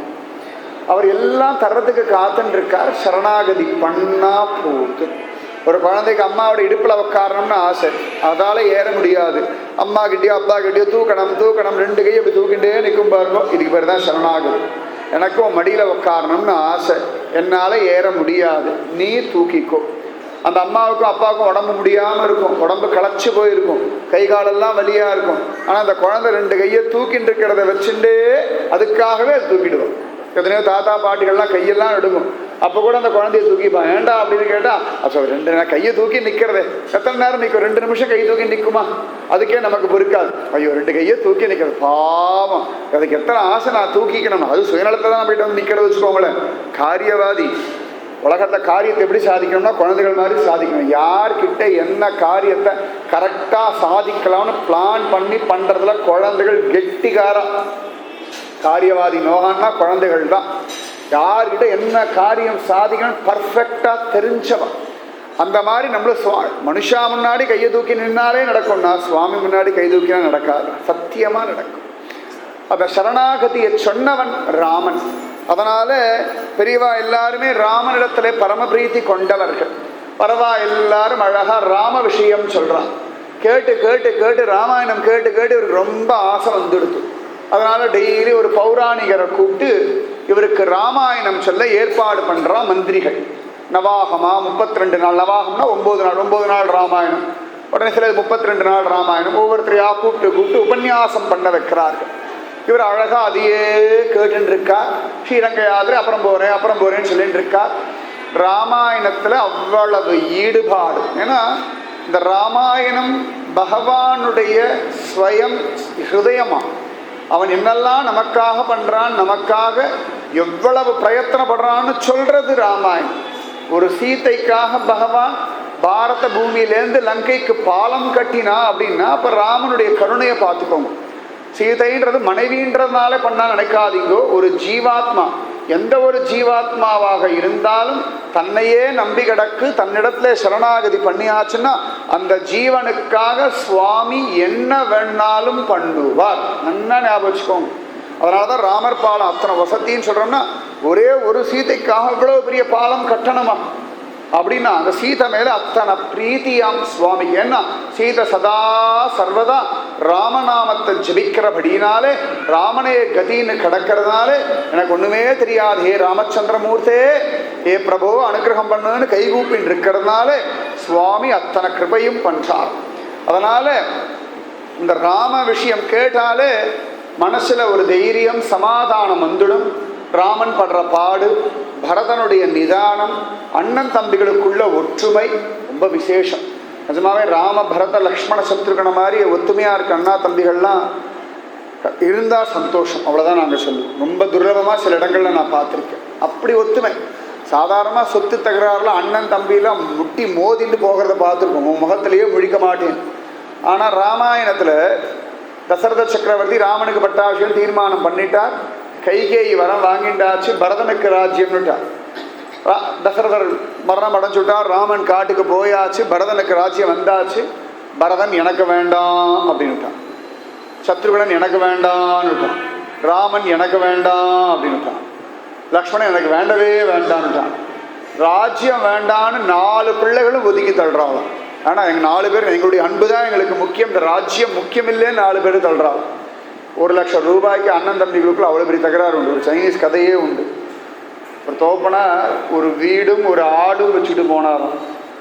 ஆச்சரியமா ஜோரா வச்சுட்டு போனா இல்லை யாருக்குன்னு சண்டை வந்துடுது. 2 பேரும் பிரச்சனை தீரலை. கோர்ட்டுக்கு போயாச்சு. கேஸ் 2 பேரும் 2 வக்கீல் கிட்ட வச்சா கோர்ட்டில் வாக்குவாதம் நடந்தது. கடைசியில் ஒரு நாள் ஜட்ஜு கேட்டா, சரி ஒரு வீடு ஒரு ஆடு இருக்கான்னு. அவ சொன்ன, எங்கத்த ஒரு வீடு ஒரு ஆடு இருக்குது, இருக்கிறதே ஒரு ஆடு தான். ஒரு வீடை விற்று தான் 2 பேரும் பணம் எடுத்துன்னு இந்த கேஸை வாதாடினோம். யாருக்கு 2 பேருக்கும் வக்கீல்களுக்கு வக்காலத்து வாங்குறவாளுக்கு பைசா ஃபீஸ் கொடுத்தே எங்கள் வீடே போயாச்சு, நீதி இருக்கிற ஒத்தாடுன்னு. ஜட்ஜு சிரிச்சார், இதுக்கு வேற ஒரு கேஸ் போடணுமா அப்படின்ட்டு. எல்லாம் அவள் பிடிங்கிட்டு போயிட்டா இல்லையா. ஆனால் அந்த மாதிரி காலகட்டத்தில் ராமன், லக்ஷ்மணன், பரதன், சத்ருகன் 4 பேருமே எங்களுக்கு ராஜ்யம் வேண்டான்னு தள்ளி விட்டுட்டாளாம். அவ்வளவு ஆச்சரியமான சகோதரர்கள். அதனால ராமாயணம் கேட்கறது விசேஷம். ராமனுடைய கருணை, சபரிக்கு மோட்சம் கொடுத்த மகாத்மா, பெரியவன், சூர்பனகாவிடத்துல கூட உண்மையை பேசக்கூடிய சத்திய சந்தன், பெரிய வீரன், ஆச்சரியமான ரிஷிபுத்திரன். அப்படி நிறைய அடையாளங்கள் உண்டு ராமனுக்கு. ரிஷிபுத்திரன் மாதிரியே இருக்கார். எல்லா சக்தியும் இருந்து தேமேனு வினயத்தோட இருக்கிற ஒருத்தர் ராமன். இந்த கதையெல்லாம் கேட்டு இருக்கார். குலசேகரருக்கு ராமனிடத்துல நல்ல பிரீத்தி வந்தாச்சு. ராமா ராமா அப்படின்னு ஜெபிச்சுட்டே இருக்கா. டெய்லி ஒரு பௌராணிகர் வந்து கதை சொல்கிறார். எங்கெல்லாம் ராமன் கஷ்டப்படுற மாதிரி ராமாயணத்தில் வருதோ அந்த இடத்துலலாம் குலசேகர ஆழ்வாருக்கு டென்ஷன் வந்துடுறார். உடனே அவர் பாட்டுக்கு ராமன் கஷ்டப்படுறான்னு புலம்ப ஆரம்பிச்சுடுறார். அதனால் அந்த கதை சொல்கிறவர் பார்த்தார், சரி எங்கெல்லாம் ராமன் கஷ்டப்படுறானோ அந்த இடத்தெல்லாம் ஓட்டிட்டு போயிடணும், எங்கெல்லாம் ராமன் சௌக்கியமாக இருக்காரோ அந்த இடத்தெல்லாம் விஸ்தாரமாக சொல்லணும்னு சொல்லி அவருக்கு தெரிஞ்சுடுத்து அந்த மாதிரி கதை சொல்லிட்டு வர்றார். அப்போ ஒரு நாள் அவருக்கு கொஞ்சம் உடம்பு முடியாமல் போயிடுது. உடனே தன் பிள்ளையை கூப்பிட்டார். சின்ன பிள்ளை, ஒரு 7-8 வயசு பிள்ளை. வேலை இன்னைக்கு எனக்கு உடம்பு முடியலை, எனக்கு பதிலாக நீ போய் ராஜாவுக்கு ராமாயணம் சொல்லிட்டு வா, சரியா? ராமன் கஷ்டப்படுற மாதிரி கட்டங்கள் வரும்பொழுதெல்லாம் அந்த இடத்தெல்லாம் கடகடன்னு சொல்லிட்டு போயிடு. ராமன் சுகப்படும்படியான கட்டங்கள் வரும்பொழுது மட்டும் நிதானமாக விஸ்தாரமாக நீட்டி முழக்கி சொல்லு அப்படின்னு. இந்த குழந்தை சரி சரி சரின்னு மண்டையை ஆக்கிட்டு அதுக்கு ஒரே சந்தோஷம். ராஜாவுக்கு போய் ராமாயணம் சொல்ல போகிறோம் அப்படின்னு ஒரு சந்தோஷம். ராமாயணம் சொல்கிறதே ஒரு சந்தோஷம். அதுவும் நல்லா கேட்கக்கூடிய ரசிக ஜனங்களுக்கு சொல்கிறது சந்தோஷம். உங்களை மாதிரி நல்லவர்களாக இருக்கும். இல்லாட்டி நாங்கள் நிறைய இடத்துல கதை பண்ண அவாவா பேசிகிட்டு இருப்பா, என்னமோ நாங்கள் என்னமோ தலையெழுத்தேன்னு சொல்லிட்டு இருக்க மாதிரி இருப்போம். அவாவா வந்த காரியத்தில் அப்போ தான் மொபைல் ஃபோன் பேசுவா, என்னமோலாம் பண்ணிட்டு இருப்பா, அக்கம் பக்கத்தில் நடக்கிறதுலாம் பார்த்துட்டு இருப்பான். பகவத் விஷயத்தில் பூரணமான ஈடுபாட்டோடு கேட்கணும். அதுதான் சொல்கிறவாளுக்கும் சந்தோஷம், கேட்குறவாளுக்கும் பிரயோஜனம் தரும். அந்த இடத்துல ஸ்வயம் பிரத்யக்ஷம் பகவானே ஆவிர்பவிக்கிறான் அப்படின்னு சாஸ்திரம் சொல்கிறோம். அந்த மாதிரி அழகா அந்த பிள்ளைக்கு சந்தோஷம். ராம விஷயம் ராமாயணம் குலசேகர மன்னனுக்கு சொல்ல போகிறோம் அப்படின்னு சந்தோஷமாடி பாடி குதிச்சுன்னு வந்துட்டான். அழகா உட்காந்தான். குலசேகரர் பார்த்தார், சின்ன பையன் வந்து உட்காந்துட்டு இருக்கான், கதை சொல்ல போகிறான். அவருக்கு பார்த்தார், லவகுச்சானே தோணி போயிடுது. அந்த பாவம் தானே, ஓ லவகுச்சா இந்த மாதிரி வயசுல தானே இந்த குழந்தைகள் கதை சொன்னா, இந்த பிள்ளையான் தானே அப்படிதான் இருக்கான் அப்படின்னு சொல்ல இந்த குழந்தை ஜோரா கதை சொல்றான். இவன் கதை சொல்ற கட்டம் என்னடா அப்படின்னா, ஆச்சரியமா சூர்பனகா வந்து மூக்கறுபடுற சமயம்.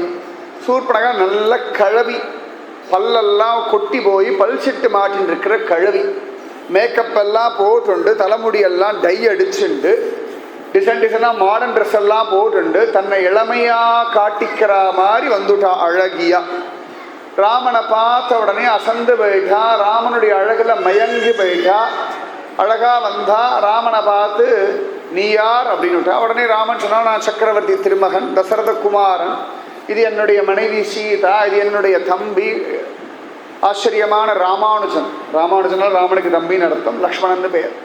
அதனால என்னுடைய தம்பி வனவாசத்துக்காக வந்திருக்கோம், நீட்டி மழைக்கு முழுகதையும் சொல்றார். சூர்பனகையை கேட்டார், நீ யார் அப்படின்னா. உடனே அவ சொன்னா, நாங்களா, நான் வந்து சூர்பனகான்னு பேர், எங்கள் அண்ணா ரொம்ப ஃபேமஸ் உலகத்தில், அவனை மாதிரி ஒரு ஆளே கிடையாது. யாருன்னா ராவணன், அவ்வளோ ஃபேமஸ். இப்போ நாட்டில் பேப்பர்லலாம் ஹெட்டிங்கில் யார் ஹெட்லைன்ஸ் யார் வர, நல்லவாளாக வரா மோசமானவா தான் ஹெட்லைன்ஸ்லேயே வந்துட்டு இருக்கான். இன்று 10 கொலை பண்ணவன் பெரிய ஆளாக இருப்பான், இவ்வளோ ஊழல் பண்ணவன் பெரிய அவளை தானே ஹெட்லைன்ஸ் போடுறான். அந்த மாதிரி அந்த காலத்தில் நியூஸ் பேப்பர்லாம் ஹெட்லைன்ஸ் யாருன்னா எப்போ பார்த்தாலும் ராவணன். இன்னைக்கு ஒரு பெண்ணை காணவில்லை, ராவணன் தூக்கி கொண்டு போனான் என்று சந்தேகம், நடந்தது என்ன, குற்றம் எல்லாம் அன்றைக்கே உண்டு. எல்லாரும் டீட்டெயிலாக ராவணனாக தான் இருக்கும். இந்த மாதிரி மாறுவேஷம் வந்து தூக்கிட்டு போனான், அந்த பெண்ணை கெடுத்தான், இந்த பெண்ணை தூக்கிட்டு போனான், எல்லாம் இந்த காலத்தில் பஸ்ஸில் தூக்கிட்டு போனான், அந்த காலத்தில் ரதத்திலேயே தூக்கிட்டு போனான். இதெல்லாம் அந்த காலத்தில் உண்டு. இதெல்லாம் காலகாலமாக நடக்கிற ஒரு விஷயம்தான். அந்த மாதிரி எல்லாம் சொன்னால் தான் ராவணன். எங்கள் அண்ணா இன்னொருத்தன் பேர் கும்பகர்ணன், எங்கள் குடும்பத்தில் உருப்படாத ஒருத்தன் இருக்கான். யாருன்னா விபீஷணன். அவளை பொறுத்தவரைக்கும் எங்கள் குடும்பத்தில் ஒரே ஒருத்தன் மேலே தான் கவலை எங்களுக்கு. யாருன்னா விபீஷணஸ்து தர்மாத்மா நது ராட்சச சேஷ்டித்தக. விபீஷணன் நல்லவன்னு நாங்கள் சொன்னால் பெரிய விஷயம் இல்லை. சூர்பனகை சொல்கிறா, எங்கள் குடும்பத்தில் உருப்படாத ஒருத்தர் இருக்கான் தர்மாத்மா, எங்களுக்கும் தர்மத்துக்கு ஆகவே ஆகாது. நாங்கள்லாம் அதர்மம் பண்ணுறவா, அடுத்தவா சொத்தை அபகரிக்கிறவா, அடுத்தவா பெண்டாட்டி தூக்கிட்டு போகிறவா, அடுத்தவன் புருஷனை கடத்திட்டு போகிறவா, எங்களுக்கு பிடிக்கலன்னா கொலை பண்ணுறவா, இப்படியே வாழ்க்கையை வாழ்ந்தவா.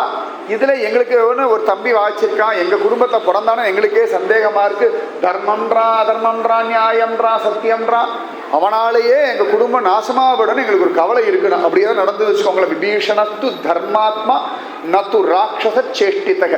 பெரியவாச்சான் பிள்ளை திருப்பாவை வியாக்கியானத்தில் பொல்லா அரக்கனை கிள்ளி களைந்தானை புல்லின் வாய் கீண்டானை பொல்லா அரக்கனை கிள்ளி களைந்தானை கீர்த்தி மை பாடி போயின்ற வசனத்துக்கு திருப்பாவைக்கு வியாக்கியானம் சொல்லும்போது சொல்ல, அரக்கன்னு சொன்னாலே பொல்லாதவன் தானே, ஆண்டாள் ஏன் பொல்லா அரக்கன்னு சொன்னான்னா, நல்ல அரக்கன் விபீஷணனா, பொல்லா அரக்கன் ராவணனா. அதனால தான் தீச்சடைய கூட வீடனன் கண்ணி அப்படின்னு தான் கம்பர் தன்னுடைய ராமாயணத்தில் அறிமுகப்படுத்துகிறார். அந்த மாதிரி இந்த சூர்பனகா எல்லாம் பேசின்னு இருக்கா. அழகாக கடைசியில் ராமாயண கல்யாணம் பண்ணிக்கோ அப்படின்னு ஆசாசியாக ஓடியும். அந்த இடத்துல தான் ராமன் கொஞ்சம் பரிகாசம் கிண்டல்லாம் பண்ணுறார். மற்ற எல்லா இடத்துலையும் ராமன் ரொம்ப சீரியஸாக இருப்பார். அப்படி பரிகாசம் இந்த இடத்துல மட்டும்தான் ராமன் கொஞ்சம் விளையாட்டாக இருக்கார். ஒன்று, இந்த கூனியுடைய முதுகை நிமித்துறேன்னு சொல்லி பால் கொண்டு அம்பில் பாலை வச்சுட்டு அடிச்சுட்டே இருப்பார். இந்த கூனியுடைய முதுகை நிமித்தாம நான் விடமாட்டேன்னு அவன் முதுகில் அம்படிச்சு ப்ராக்டிஸ் பண்ணார். ரொம்ப ஹாஸ்யம். அதுக்கப்புறமா இந்த சூர்பனகா கிட்ட சூர்பனகா வந்து ஹே ராமா என்ன கல்யாணம் பண்ணிக்கோடா, கல்யாணம் பண்ணிக்கலனா கூட பரவாயில்ல, நம்ம 2 பேரும் அப்படியே நிறைய பேர் வாழறா பாருங்க. எல்லாம் ராமாயணத்தை சொன்னது தான். அழகா நம்ம 2 பேரும் அப்படியே வாழ்ந்துப்போம். கல்யாணம் வேண்டாம், தாலி வேண்டாம், ஒன்றும் வேண்டாம். ஒரு கட்டுக்கோப்பு தானே ஜனங்களுக்கு கஷ்டம். கண்டபடி திரியறதுக்கு இந்து மதம் கிடையாது. இப்படித்தான் வாழணும்னு சொல்றது தான் இந்து தர்மம். எப்படி வேணா வாழலாம் சொல்ல நிறைய மதங்கள் இருக்கு. அதனாலதான் இன்னி வரைக்கும் ஹிந்து தர்மம் ஜெயிச்சுன்னு இருக்கு. எல்லாருக்கும் பிடிச்சது இந்த தர்மம். ஏன்னா இதுதான் தர்மம்னு சொல்றது. தர்மம் இது மதமே கிடையாது. அப்ப ராமன் சிரிச்சுட்டே சொல்றார், அம்மா எனக்கு ஏற்கனவே ஒருத்தி கல்யாணம் என்று படாத பாடு பட்டுன்னு இருக்கேன். உனக்கு கல்யாணம் வேண்டாம், உனக்கு அவளோட டெய்லி சண்டை நடக்கும். என்னெல்லாம் விட்டுவிடாங்க. ஒருத்தர் இருக்கான் பாரு, நானா வெட்டியா தண்டதுக்கு இங்கே உட்காந்துட்டு இருக்கேன். அவன் என்னமா வேலை செய்கிறான் பார்த்தியா, நீ அவனை கல்யாணம் வேண்டா சௌக்கியமா இருக்கலாம். அவனுக்கு என் வயசு தான். லக்ஷ்மணனை சொல்றார், அவனுக்கு என் வயசு தான். பொண்டாட்டி வேற கூட இல்லை, தனியா இருக்கான். நானாவது பொண்டாட்டியோட கூட இருக்கேன். நீ அவனை கல்யாணம் வேண்டா சௌக்கியம்னு சொன்ன உடனே ஆச்சரியமா சூர்பனகா பார்த்தா இது நல்ல ஐடியாவா இருக்கே. நேரு லக்ஷ்மணன் கிட்ட ஓடினான். உடனே லக்ஷ்மணனை பார்த்து பகவான் அழகா கண்ணை காமிச்சு விட்டா. லக்ஷ்மணா பார்த்து இவர் ஏதோ நம்மளை வம்பளை மாட்டி விடுறார், இல்லை மாட்டிக்கப்படாதுன்னு சொல்லி லக்ஷ்மணன் வந்து அம்மா வாம்மா, என்ன அவர் என்ன கல்யாணம் பண்ணிக்க சொல்றாரா, அவர் இப்படிதான் தப்பிச்சுன்னு இருக்கார், நீயே புரிஞ்சுக்கோ. நான் வேலை பண்ணிட்டு இருக்கேன், அவர் உட்காந்துட்டு இருக்கார். அப்ப யார் வசதி அப்படின்னு சூர்பனகா அப்படி யோசனை பண்ணா. உட்காந்துட்டு இருக்கவன் தான் அவர் முதலாளி, நான் தொழிலாளி. நீ என்ன கல்யாணம் பண்ணா வச்சுக்கோயேன், நீயும் மண்ணை வெட்டிண்டு பிறகு சுமந்துண்டு அவ பொண்டாட்டியோட வேலையெல்லாம் தோச்சு போட்டுருக்கணும். அதை விட நீ ராமனுக்கு பொண்டாட்டி ஆகிட்ட வச்சுக்கோயேன், உனக்கு நான் பார்த்து பார்த்து கைங்கரியம் பண்ணுவேன், நீயே முடிவு பண்ணுட்டான். சூர்பனகா பார்த்தா இது நல்ல ஐடியாவா இருக்கே. திருப்பி லக்ஷ்மணன் கிட்டே ராமன் கிட்ட ஓடி வந்தான். 2 பேரும் மாற்றி மாற்றி விளையாட்டு பண்ண உடனே அவளுக்கு புரிஞ்சு போயிடுது, நம்மளை வச்சு காமெடி பண்ணுறான் அப்படின்னு அவளுக்கு தெரிஞ்சு போயிடுது. உடனேயே பார்த்தாள் அந்த சூர்பனகை. இத்தனைக்கும் காரணம் அங்கே இருக்கிற சீதை அப்படின்னு சொல்லி இந்த சீதையை போய் அவளை போட்டு கையை பிக்கணும், இல்லாட்டி அவளை கஷ்டப்படுத்தணும்னு சொல்லி அவன் மேலே பாஞ்சான். அப்போ உடனே ராமன் சொன்னா, ஹே லக்ஷ்மணா, துஷ்டார் இடத்துல பரிகாசம் பண்ணுறது கூட தப்பு. அதனால் துஷ்டனை கண்டா தூர விலகு. அது துஷ்டையை கண்டாலும், துஷ்டனவனை ஆம்பளை தான் இல்லை, துஷ்டையும் பொம்பளைகளும் உண்டு. அதனால் துஷ்டனோ துஷ்டையோ கண்டால் தூர விலகு. அவாடத்தை சங்கார்த்தமே வச்சுக்க கூட. ராமனுக்கே இந்த பாடுன்னா நம்ம கதை என்ன சொல்ல முடியும் சொல்லுங்க பார்க்கலாம். அந்த சமயத்தில் ஆச்சரியமா அந்த சூர்பனகை இப்படி பண்ண உடனே பகவான் கத்தினான். உடனே லக்ஷ்மணன் ஓடி வந்தான். சூர்பனகை மூக்கு அவளுக்கு ரொம்ப அழகிய மூக்கு தான், அதனால சூர்பனகானே பேர். முதல்ல மூக்கை வெட்டினவன ரொம்ப அழகாயிட்டாளாம். இன்னும் அவளோட சுயரூபம் வந்துடுத்து, பிடாரி மாதிரி முடி அப்படி விரிச்சு போட்டுண்டு, கண்ணெல்லாம் அவ்வளோ பெருசு, நகமெல்லாம் அவ்வளோ பெருசு, நரசிம்மர் மாதிரி ஒரு பெரிய நகத்தெல்லாம் வச்சுண்டு, பானை வயிறெல்லாம் வச்சுண்டு, பார்த்தாலே ஒரு 10 நாளைக்கு வாந்தி வரா மாதிரி ஒரு ரூபம், கோர ரூபம் இந்த சூர்பனகா. உடனே அலையடிச்சுன்னு அவள் ஓட, அவள் போய் அங்கே கரதூஷணாதிகள்லாம் உண்டு, அவாகிட்டெல்லாம் சொல்ல அத்தனை பேரும் அவளோட சண்டை போட வர பகவான் ராமன் சொல்லிட்டான், லக்ஷ்மணா இந்த சீதையை ஓரத்தில் அழிச்சு கொண்டு போய் நின்று நான் இந்த 14,000 ராட்சச வீரர்களோட சண்டை போடுறேன்னுட்டான். அப்போ உடனே லக்ஷ்மணன் பயந்து நடுங்கிறான், அண்ணா அதான் தப்பு பண்ணிட்டேன்னா, இது வரைக்கும் எல்லாருக்கூடையும் நான் தானே சண்டை போட்டிருக்கேன், நீங்கள் சண்டை போட்டது இல்லையண்ணா, இப்போ மட்டும் ஏன் அப்படி நீங்கள் சீதா மாதாவோட ஓரத்தில் நில்லுங்கோ, நான் சண்டை போடுறேன் அப்படின்னாராம். அப்போ ராமச்சந்திரமூர்த்தி சொன்னாராம், இல்லைப்பா எனக்கும் சீதைக்கும் ஒரு கணக்கு பைசல் ஆகலை, பாக்கி இருக்குன்னுட்டார். உடனே சீதை ஆச்சரியமாக பார்க்குறா, லக்ஷ்மணன் ஆச்சரியமாக பார்க்குறா. பகவான் நேரடியாக வாயை திறந்து சொல்ல, சீதையை பார்த்து என்ன மறந்து போயிட்டியோ அப்படின்னா. சீதை கையை கூப்பிட்டார், சுவாமி நான் உங்ககிட்ட ஒரு வழக்கும் வச்சுட்டது இல்லையே, இது வரைக்கும் நமக்குள்ள ஒரு வழக்கு வந்தது இல்லையே, ஒரு சண்டை சச்சரவு கூட வந்தது இல்லையே சுவாமி அப்படின்னா. ராமன் சிரிச்சார், நமக்குள்ள நிறைய சண்டை சச்சரவுலாம் வந்திருக்கு, அதெல்லாம் ஒரு ஊழல், அந்த ஊழல்னால இன்னும் நம்ம 2 பேருக்குள்ள ஒரு அந்யோன்யம் வந்திருக்கு. ஆனால் நீ என்னை ரொம்ப அவமானப்படுத்திட்ட, அந்த அவமானம் நெஞ்சுக்குள்ள வைரம் மாதிரி அறுத்துன்னு இருக்குன்னா. சீதா பிராட்டி பார்த்தா, நான் எங்க சுவாமி உங்களை அவமானப்படுத்தினேன், என் பர்த்தாவை போய் நான் அவமானப்படுத்துவேனோ அப்படின்னா. பகவான் சொன்னா, காட்டுக்கு கிளம்பும் பொழுது நடந்த நிகழ்ச்சி நினைச்சு பாரு. பகவான் காட்டுக்கு கிளம்புறான், அப்போ சீதை கிட்ட சொன்ன, அம்மா நீ காட்டுக்கெல்லாம் வர வேண்டாம், கைகேயி மாதா நான் தான் வனவாசம் சொல்லியிருக்கேன், நீ ஒன்றை சொல்லலை.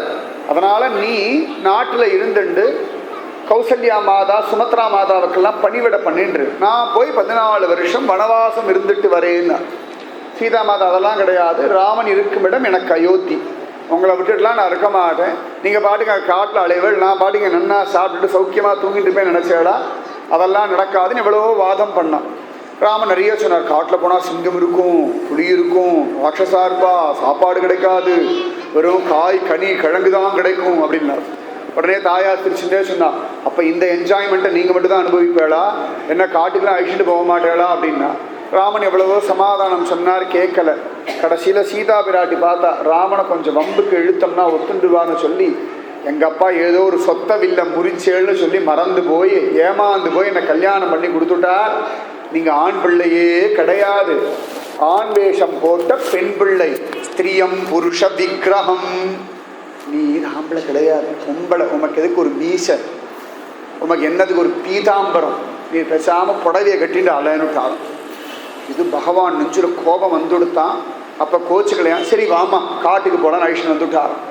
அன்னியிலேருந்து ராமன் உள்ளுக்குள்ள அப்படியே உறுத்தின்னு இருக்கான். அந்த புருஷாளுக்கு மட்டும் உலகத்திற்குவா யார் எதை சொன்னாலும் உரைக்கவே உரைக்காது. ஆஃபீஸில் பாஸ் என்னெல்லாம் திட்டா வெளில சொல்ல மாட்டா, சொல்லவே முடியாது, கண்டமேனிக்கு திட்டுவா. ஆனால் பொண்டாட்டி மட்டும் ஒரு லேசாக சொல்லிடட்டுமே, என்னமோ லோகத்திலே இவாதான் பலசாலி, இவாதான் புத்திசாலி, இவாதான் அதிமேதாவி.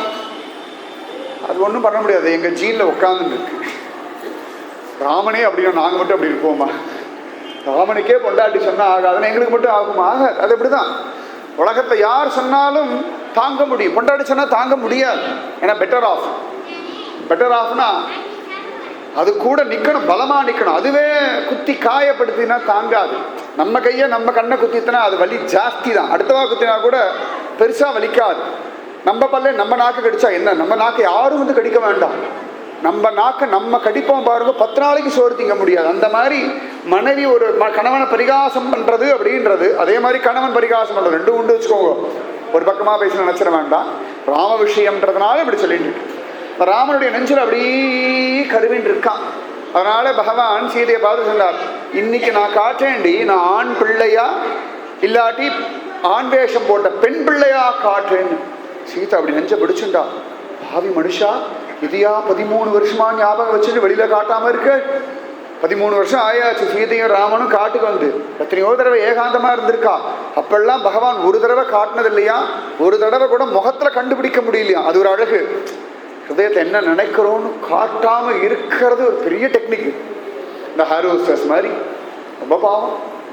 அத்தனை ஃபைட் ஏறி வந்திருப்பான். எல்லாரும் welcome sir, good evening sir, good night sir. நம்ம எப்படாப்பா இறங்கி போவோம், சாப்பிட்டுட்டு கட்டையை சாய்க்கலான்னு கிடப்பா பாவம். எஸ் சார், வெல்கம் சார் அப்படி ஏதோ அப்படி அப்படியே சிரிச்சுட்டு இருப்பான். அந்த மாதிரி சுவாமி தன் ஹிருதயத்தில் என்ன இருக்குன்னு முகத்தில் காட்டலையாம். நமக்கெல்லாம் டக்கு டக்குன்னு வந்துடும் இல்லையா, காட்டப்படாதான். அது பெரிய தர்மம். தொட நடுங்கியா இருந்தா கூட முகத்துல பயத்தை காட்டப்படாது. எத்தனை பேர் மிலிட்ரிக்காரெல்லாம் இருக்கா பார்த்தாளா, அடி வயிறு கலங்கும். திடீர்னு பக்கத்துல சண்டை போட்டுருப்பா, திடீர்னு ஒருத்தன் நெஞ்சில குண்டு பாய் கீழே விழுவான். எப்படி இருக்கும் தெரியுமா? விட்டா ஓடி வந்துடலான்னு தோணும். ஆனா அவளுக்கு கொடுக்குற ட்ரைனிங்கே என்ன ஆனாலும் நீ கடைசி வரைக்கும் போராடணும். பக்கத்துல ரொம்ப பிடிச்ச ஃப்ரெண்டா இருப்பான், அவனுக்கு அப்போ தான் கல்யாணமே வந்திருப்பான், அவனுக்கு அப்போ தான் குழந்தை பிறந்திருக்கும், நீ 2 நாளில் ஊருக்கு போகிறேன்னு சொல்லுவான். இதை காஷ்மீரில் பார்க்குறோமே டெய்லி, இன்னும் நம்மலாம் சௌக்கியமாக சுற்றின்னு இருக்கோம். அவள்லாம் பண்ணுற தியாகம் நம்ம நிம்மதியாக சுற்றின்னு இருக்கும். நிஜமாவே அவளை மாதிரிலாம் ரொம்ப கஷ்டம். நம்மெல்லாம் டிவி பார்த்து வீணடிச்சுட்டு இருக்கோம். ஒரு க்ஷணம் தன் குடும்பத்தை கூட பார்க்காம உட்காந்துட்டு இருக்கான். எங்கே இருக்கா, ஏது இருக்கா, எங்கேயாவது மிலிட்ரியில் யாராவது இருக்கான்னா, அங்கே எங்கேயாவது காஷ்மீரில் பிரச்சனை வந்தது, படை வீரர்கள் இறந்து போனான்னா அவளுக்கு பக்கு பக்குன்னு தன் கணவனாக இருக்கக்கூடாதேன்னு கதறுவா, தன் பிள்ளையா இருந்துடக்கூடாதேன்னு. அதே சமயத்தில் யாரோன்னு பயமும் இருக்கும். செத்து பிழைக்கிறதுனால அவள் கஷ்டம். அந்த மாதிரி இந்த பகவான் தன் முகத்தில் ஒன்றுத்துலேயும் சலனத்தையே காட்டலை. தாயாரை சந்து போயிட்டா பகவான் சொல்லிட்டான், லக்ஷ்மணா அவளை ஐஷ்ணு பார்க்க போய் நில்லு, எந்த இடத்துல நின்னா இந்த யுத்தத்தை நன்னா பார்க்க முடியும் அந்த இடத்துல அவளை நிற்க வைன்னுட்டார். உடனே சீதா மாதா வைஷ்ணு லக்ஷ்மணனுக்கு ஒன்றும் புரியல. இந்த கணக்கெல்லாம் அவள் 2 பேருக்குள்ள தான், லக்ஷ்மணனுக்கு ஒன்றும் தெரியாது. அது ஒரு பெரிய ஒரு மரியாதை. கணவனுக்கும் மனைவிக்குள்ள எத்தனை ஒரு ஊழல் இருந்தாலும், எத்தனை ஒரு அவமானங்கள் பிரச்சனைகள் இருந்தாலும் அடுத்தவாளுக்கு தெரியக்கூடாது. அது வரைக்கும் உங்களுக்கு நீங்க சேஃப். வெளில தெரிஞ்சுதுன்னா கஷ்டம். கணவன் மனைவிக்குள்ள என்ன வேணா இருக்கட்டும், அவளுக்குள்ள அது வெளில தெரியப்படாது. தெரிஞ்சு கொடுத்தனா அது ஒரு பெரிய அவமானம், அது சொல்ல முடியாத அவமானம். அதுக்கப்புறம் அவள் ஒரு வேளை சேர்ந்துட்டா கூட வச்சுக்கோங்க, உலகம் ஒரு காலத்தில் அவ்வளோ சண்டை போட்டுருந்தா இப்போ எப்படி இருக்கான்னு தெரியலேன்னு. இப்போ நன்னா சேர்ந்துருப்பா, 10 குழந்தைய பெற்றிருப்பா, ஆனால் அதையே பேசிட்டு இருப்பா. இது உலகத்துடைய ஸ்வபாவம். அதனால் எப்பொழுது கணவன் மனைவிக்குள்ள அந்தரங்க விஷயம், அவ்வளோதான். அந்த மாதிரி லக்ஷ்மணனுக்கு ஒன்றும் புரியல. கடதூஷணாதிகள் 14,000 வீரர்கள் வந்திருக்கா. அவள் அதர்ம யுத்தம் எப்படி வேணால் சண்டை போடுவா. பாகிஸ்தான்காரன் மாதிரி விவஸ்தையே கிடையாத கூட்டம். இன்னி வரைக்கும் தர்ம யுத்தம் பண்ணுறது நம்ம பாரத தேசம் மட்டும்தான். ஜெய் போலோ பாரத் மாதா கி ஜெய். உத்தமமான ஒரு தேசம். பேர்பட்ட தேசத்துல தெரியுமா இருக்கும், அவ்வளோ வசதி. இந்த மாதிரி ஒரு தேசம் கோடி ஜென்மா கோடி ரூபா நீங்க எவ்வளவு கொடுத்தாலும் கிடைக்கும். பல கோடி ஜென்மாவுடைய புண்ணியம் பாரத தேச வாசி. விவேகானந்தர் வெளிநாட்டுக்கு போறார். ஒரு இடத்துல இவரை பார்த்தோன்னே யாரோ என்னன்னு சொல்லி கையில கட்டையெல்லாம் எடுத்து அடிக்க வரா. பக்கத்தில் தான் யார் நீ அப்படி கேட்கிறார். அவர் சொல்ல, நான் பாரத தேசவாசின்னு. அடிக்க வந்தவா கட்டையெல்லாம் போட்டு இவரை சேவிச்சுட்டான். ஓ, நீ பாரத தேசவாசியா? பாரத தேசவாசின்ற ஒரு காரணத்துக்கு விவேகானந்தர் நமஸ்காரம் பண்ணான்னா எப்பேற்பட்ட தேசம்னு பார்த்துக்கோங்க. சாதாரண தேசம் இல்லை. ஒவ்வொரு நாளும் பாரத் மாதா கி ஜெயின்னு சொல்லுங்க. வந்தே மாத்திரம். அந்த வந்தே மாத்திரம் வார்த்தை தான் நமக்கு சுதந்திரம் வாங்கி கொடுத்தது அந்நியன் கிட்டேருந்து. இன்னைக்கும் அதே வந்தே மாத்திரம் மட்டும்தான் நமக்கு நம்ம ஜனங்களிடத்துலேருந்தும் சுதந்திரம் வாங்கி கொடுக்க முடியும். டெய்லி ஒரு தடவையாவது வந்தே மாத்திரம்னு சொல்லுங்கோ. சத்தியமாக அது நம்முடைய தேசத்தை வழி நடத்தும். அட்லீஸ்ட் நம்முடைய எதிர்கால சந்ததியாவது நன்னா இருக்கணும். இந்த தேசத்தை இனிமேல் யாரும் குத்தம் சொல்லக்கூடாது. இனிமேல் ஒரு குழந்தை நம்ம தேசத்தை விட்டு வெளிநாடு போகிறேன், அங்கே ஃபஸ்ட் கிளாஸாக இருக்குது, அங்கே நன்னா இருக்குது, இது குப்பைன்னு ஒரு ஜந்து இனிமேல் சொல்லப்படாது. அங்கே இருக்கிறவங்கெல்லாம் பிச்சு அடிச்சுன்னு இங்கே ஓடி வரணும். எப்பேற்பட்ட தேசம் தெரியுமா? ராமகிருஷ்ண பரமஹம்சர் மாதிரி யாராவது உண்டா வெளிநாட்டில்? விவேகானந்தர் போல உண்டோ? சைத்தன்யர் போல உண்டோ? ஆதிசங்கர பகவத்பாதர் மாதிரி உண்டா? மீரா மாதிரி உண்டோ? உலகத்தில் எல்லா நாடுகள் சரித்திரத்தை புரட்டி பாருங்கோ, பக்த சரித்திரம் எடுத்து பாருங்க. ஒருத்தர் 2 பேர் கிடைச்சான்னா பெரிய விஷயம். ஒருத்தர் 2 பேர்.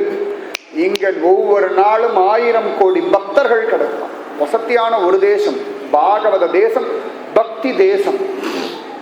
இந்த மாதிரி புண்ணிய நதிகள் கிடையாது, இந்த மாதிரி கும்பமேளா கிடையாது, மகாமகம் கிடையாது.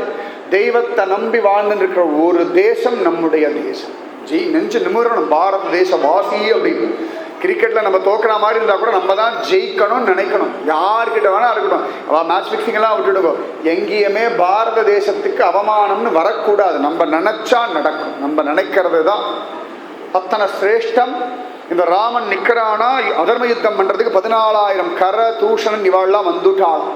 அப்போ வால்மீகி மகரி சொல்றார், ஏகஸ்ச ராமோ தர்மாத்மா கதம் யுத்தம் பவிஷ்யதி. 14,000 ராட்சச வீரர்கள் ஒரு பக்கம், தனி ஒருவனான ராமன் ஒரு பக்கம். இந்த யுத்தம் என்ன ஆகுமோன்னு வயிறு பிடிக்கிறாராம். இதை இந்த குழந்தை அப்படியே வர்ணிச்சுட்டு இருக்கா. ராமன் மட்டும் நிற்கிறான். அந்த பக்கம் ஃபுல்லாக அதர்ம யுத்தம் பண்ணுறவா. என்னாக போகிறதுன்னு தெரியல. வால்மீகி சொல்கிறார் எல்லாம் சொல்ல, குலசேகர ஆழ்வார் கேட்டார். அவருக்கு தான் ராமன் இருந்த காலம் திரேதாயுகம், அந்த யுகத்தில் இருக்கோன்னு ஒரு நினப்பு, கலியுகத்தில் இருக்கோன்னு நினப்பே இல்லை. இப்படி பார்த்தா என் ராமன் தனியா நின்று சண்டை போட நான் இங்கே உட்கார்ந்து இருக்கிறா, ஏ தளபதி அப்படின்னு கத்தினார். உடனே தளபதி விழுந்தடிச்சுன்னு ஓடி வந்தான். சதுரங்க சேனை தயாராகட்டும், யுத்த முரசு கொட்டட்டும், சங்கநாதம் முழங்கட்டும்னுட்டார். தளபதி பார்த்தான், யாருமே குலசேகர்கிட்ட சண்டை போட வரவே மாட்டான். சோழன் பாண்டியெல்லாம் பயந்து நடுங்குவா. மந்திரியை பார்த்துக்கிட்டேன், எனக்கு தெரிஞ்சு யாரும் சண்டைக்கு வரா மாதிரி தெரியலையே, யாரோட போய் சண்டை போட போகிறோம் அப்படின்னு. மந்திரிகள் சொன்ன, வாய மூடி சொன்னதை கேளு, மற்றது நாங்கள் பார்த்துக்கணும். என்னடான்னா ராமனுக்கு ஹெல்ப் பண்ணுறதே ஒரு படையை திரட்டிட்டு போகிறாராம். ராம கதையல்லவா கேட்கணும். இவருக்கு என்னடா ராமன் தனியாக சண்டை போடுறான், நான் சகாயம் பண்ணணும்னு சொல்லி ராமனுக்காக தன்னுடைய சதுரங்க சேனை, யானைப்படை, காலாட்படை, குதிரைப்படை, தேர்ப்படை எல்லா சேனையும் எடுத்துண்டு யுத்த பூமிக்கு தயாராகிட்டார். ஆச்சரியம், ஜனங்கள்லாம் பார்க்குறா, என்ன யுத்தம், யுத்த பேரிகையெல்லாம் கொட்டுறதே, சங்கநாதம் முழங்குறதே அப்படின்னா எல்லாருக்கும் மந்திரிமார்கள் ரகசியமாக சொன்ன, ஒன்றும் இல்லை, ராஜா ராமாயணம் கேட்டு இப்படி ஆகிட்டார், டென்ஷன் ஆகாதீங்க, யுத்தம் எல்லாம் ஒன்றும் இல்லைன்னு சொல்ல தளபதி மற்றவாள்லாம் யுத்த ட்ரெஸ் எல்லாம் போட்டு ரெடி ஆயாச்சு. இவரும் ஜெய் ஸ்ரீராம் அப்படின்னு சொல்ல ஜனங்களும் அந்த சேவகர்கள்லாம் கூட ஜெய் ஸ்ரீராம், எல்லாரும் போறோம், ராமனுக்காக சண்டை போடுறோம், கரதூஷணாதிகளை கொண்டு போடுறோம், போயாச்சுன்னா மோட்சம், வந்தோம்னா ராம தரிசனம் அப்படின்றார். உடனே எல்லாரும் கிளம்பியாச்சு. இந்த மந்திரிமார்களுக்கு கோபமான கோபம், ஏண்டா பிள்ளை உன்னை கதை சொல்ல சொன்னா எங்க ராஜாவை கெடுத்தாய் அப்படின்னு சொல்லி இந்த பிள்ளையை 4 மொத்த வந்தான். அவன் சொன்னா கதை தான் நான் சொன்னேன், நான் ஒன்றும் தப்பா சொல்லணும்.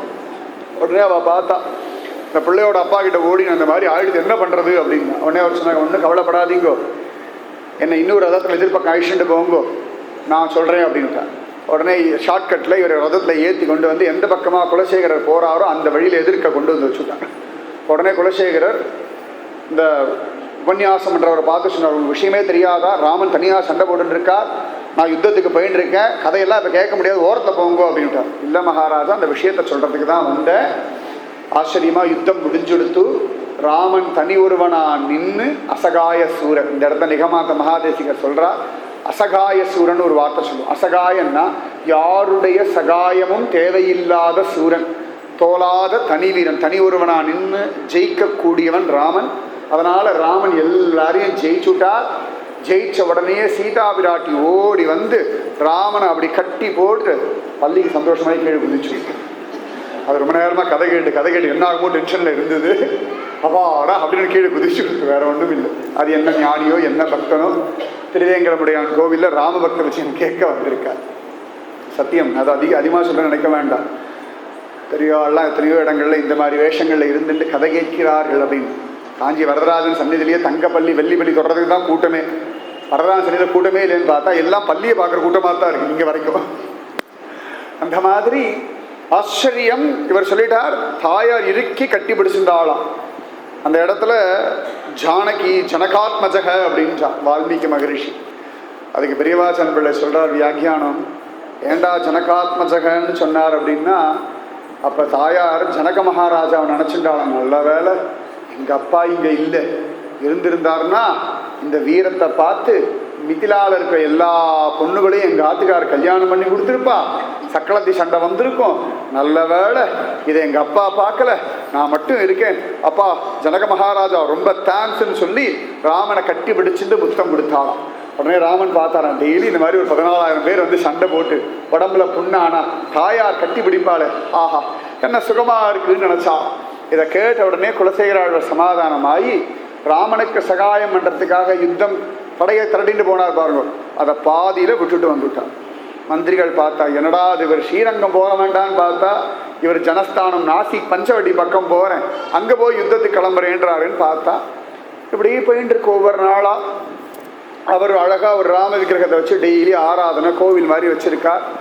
டெய்லி அந்த ராமனுக்கு ஆராதனை அபிஷேகம் பூஜை எல்லாம் நடக்கிற, ராமனுக்கு பார்த்து பார்த்து மாலையெல்லாம் பண்ணி கொடுக்கிறார். இப்படியே ராமாயணம் டெய்லி ஒவ்வொரு தடவையும் இந்த ராமாயணத்தை கேட்கும்பொழுது புதுசாக கேட்கிறார். அவர் ராமனுடைய காலத்துல இருந்துட்டு ராமாயணம் கேட்கறதா அவருக்கு ஒரு பாவம். ஒவ்வொரு தடவையும் விஸ்வாமித்திரரோட ராமன் காட்டுக்கு போறான் அப்படின்ன உடனே இவர் நானும் கிளம்புறேன், நானும் தண்டகாவனம் போறேன் அப்படின்னு. எதுக்கு அப்படின்னா விஸ்வாமித்திரர் யாக சம்ரக்ஷணத்துக்காக ராமன் போறான், ராமனுக்கு சகாயம் பண்றதுக்கு நான் போறேன், ராமன் ரெஸ்ட் எடுத்துக்கிட்டோம் அப்படின்னு. இப்படி மாற்றி மாற்றி ஒவ்வொன்றத்துலையும் ஒரு மயங்கி அப்படியே ராமாயண விஷயத்துல பூரணமா ஈடுபடுறார். அந்த மாதிரி ஒரு சந்தர்ப்பத்துல யுத்த காண்டம் சொல்லிட்டு இருக்கார். ராம ராவண யுத்தம், பெரிய யுத்தம். அந்த ராவண யுத்தம் நடக்கிறது, அதை விஸ்தாரமா வர்ணிச்சுட்டு இருக்கார் அந்த உபன்யாசம் பண்றவர். உடனேயே பார்த்தா குலசேகர ஆழ்வார், நானும் கிளம்புறேன்னு சதுரங்க சேனையை தயார் பண்ணிட்டு நேர கிளம்பியாச்சு. நேர போறார். கேரளா தானே சமுத்திரம் உண்டு, சமுத்திரத்தை இறங்கிட்டார், லங்கைக்கு போறேன்னு. மந்திரி பிரதானிகளுக்கு என்ன பண்றதுன்னு தெரியல, சதுரங்க சேனையும் அப்படியே சமுத்திரத்தை இறங்குறது, எல்லாம் பீச்சில் இறங்குறது. பார்த்தசாரதி தீர்த்தவாரிக்கு பீச்சில் இறங்குற மாதிரி, பத்மநாபர் ஆராட்டுக்கு சங்குமுகம் கடற்கரையில் இறங்குற மாதிரி குலசேகர ஆழ்வார் ராமனுக்கு சகாயம் பண்றேன்னு கடல்ல இறங்கிட்டார்.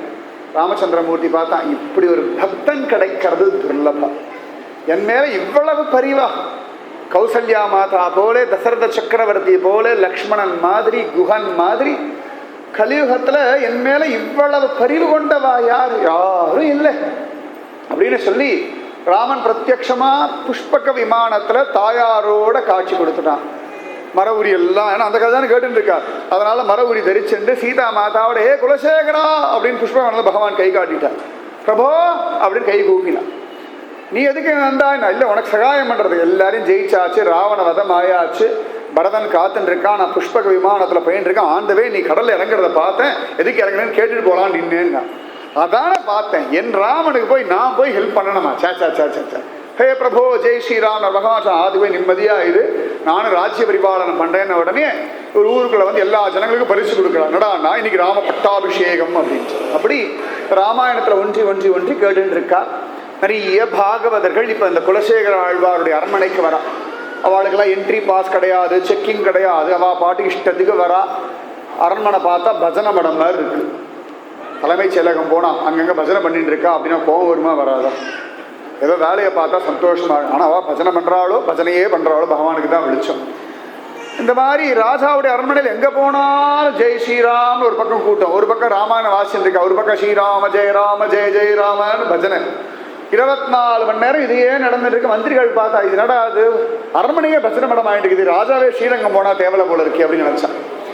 என்ன பண்றதுன்னு தெரியல. ராஜாவும் நேரம் கிடைச்சா உடனே ராமாயணம் கேட்கிறார், நேரம் கிடைச்சா பகவத் விஷயத்தை அனுபவிக்கிறார். அங்க நெடுமதில் சூழ்னு நிறைய பாசுரங்கள் குலசேகர ஆழ்வாரோடது. தில்லை சித்திரக்கூடம் இருக்கே சிதம்பரம், தில்லை சித்திரக்கூடத்துல தான் கோவிந்தராசனும் நடராசனும் பக்கத்துல இருந்தா. இந்த கிருமி கண்ட சோழனுக்கு பிடிக்காம இந்த சினிமாவில் வந்த கதையெல்லாம் உல்டா பண்ண கதை. அவன் பணம் சம்பாதிக்கிறத கண்ணாபின்னா கதையை எடுத்துவிட்டான். அந்த மாதிரிலாம் கதையே கிடையாது. மூலவர் எடுத்தான் கடலில் தள்ளனா அதெல்லாம் உண்டு. மற்ற நிறைய கதைகள்லாம் பிரிச்சேர்க்கை. இவா இஷ்டத்துக்கு என்ன வேணா கதை பண்ணுவான். அது என்னமோ இந்து தர்மம் தான் அவர்கிட்ட மாட்டின்னு முழிக்கும், இந்து தர்மம் தான் மாட்டின்னு முழிக்கும். ஆனால் என்ன அவளுக்கு என்ன தெரியும், இந்து தர்மத்தை பற்றி என்ன சொன்னாலும் இந்துக்கள் தேவேன்னு இருப்பான். ஏன்னா நமக்கு இன்னும் கொஞ்சம் சூடு சொரணை இல்லை. நான் சொல்கிறது கொஞ்சம் வருத்தமாக இருக்கும். கொஞ்சம் உப்பு ஜாஸ்தி போட்டு சாப்பிடுங்க, தப்பே இல்லை. இந்து தர்மத்தை பற்றி தப்பாக பேசுகிறோன்னா பொங்கி எழறதுக்கு ஒரு தைரியம் வேணும். ஒரு பரசுராமுடைய வீரம் இந்துக்களுக்கு இன்றைக்கி வரணும். நம்முடைய தெய்வங்களை பற்றி டிவிலையோ மற்ற இடத்துலையோ யாரும் குத்தம் சொல்லக்கூடாது. நமக்கு அந்த தைரியம் இருந்தால் நடக்கும். நமக்கு என்ன, எங்கேயோ யாரோ சொல்கிறா எல்லாம் ஒன்று தானேன்னு நம்ம ஒதுங்கிறதுனால வர பிரச்சனைகள். நல்லா ஞாபகம் வச்சுக்கோங்க.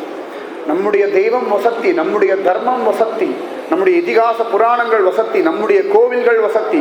வரதராஜனும் ரங்கராஜனும் திருப்பதி பெருமாளும் சிதம்பரம் நடராஜனும் பிள்ளையார்பட்டி கணேசனும் அறுபடை முருகனும் வசத்தி தான். எத்தனை மதங்கள் சொன்னாலும் நம் மதத்திற்கு சமானம் எதுவுமே இல்லை.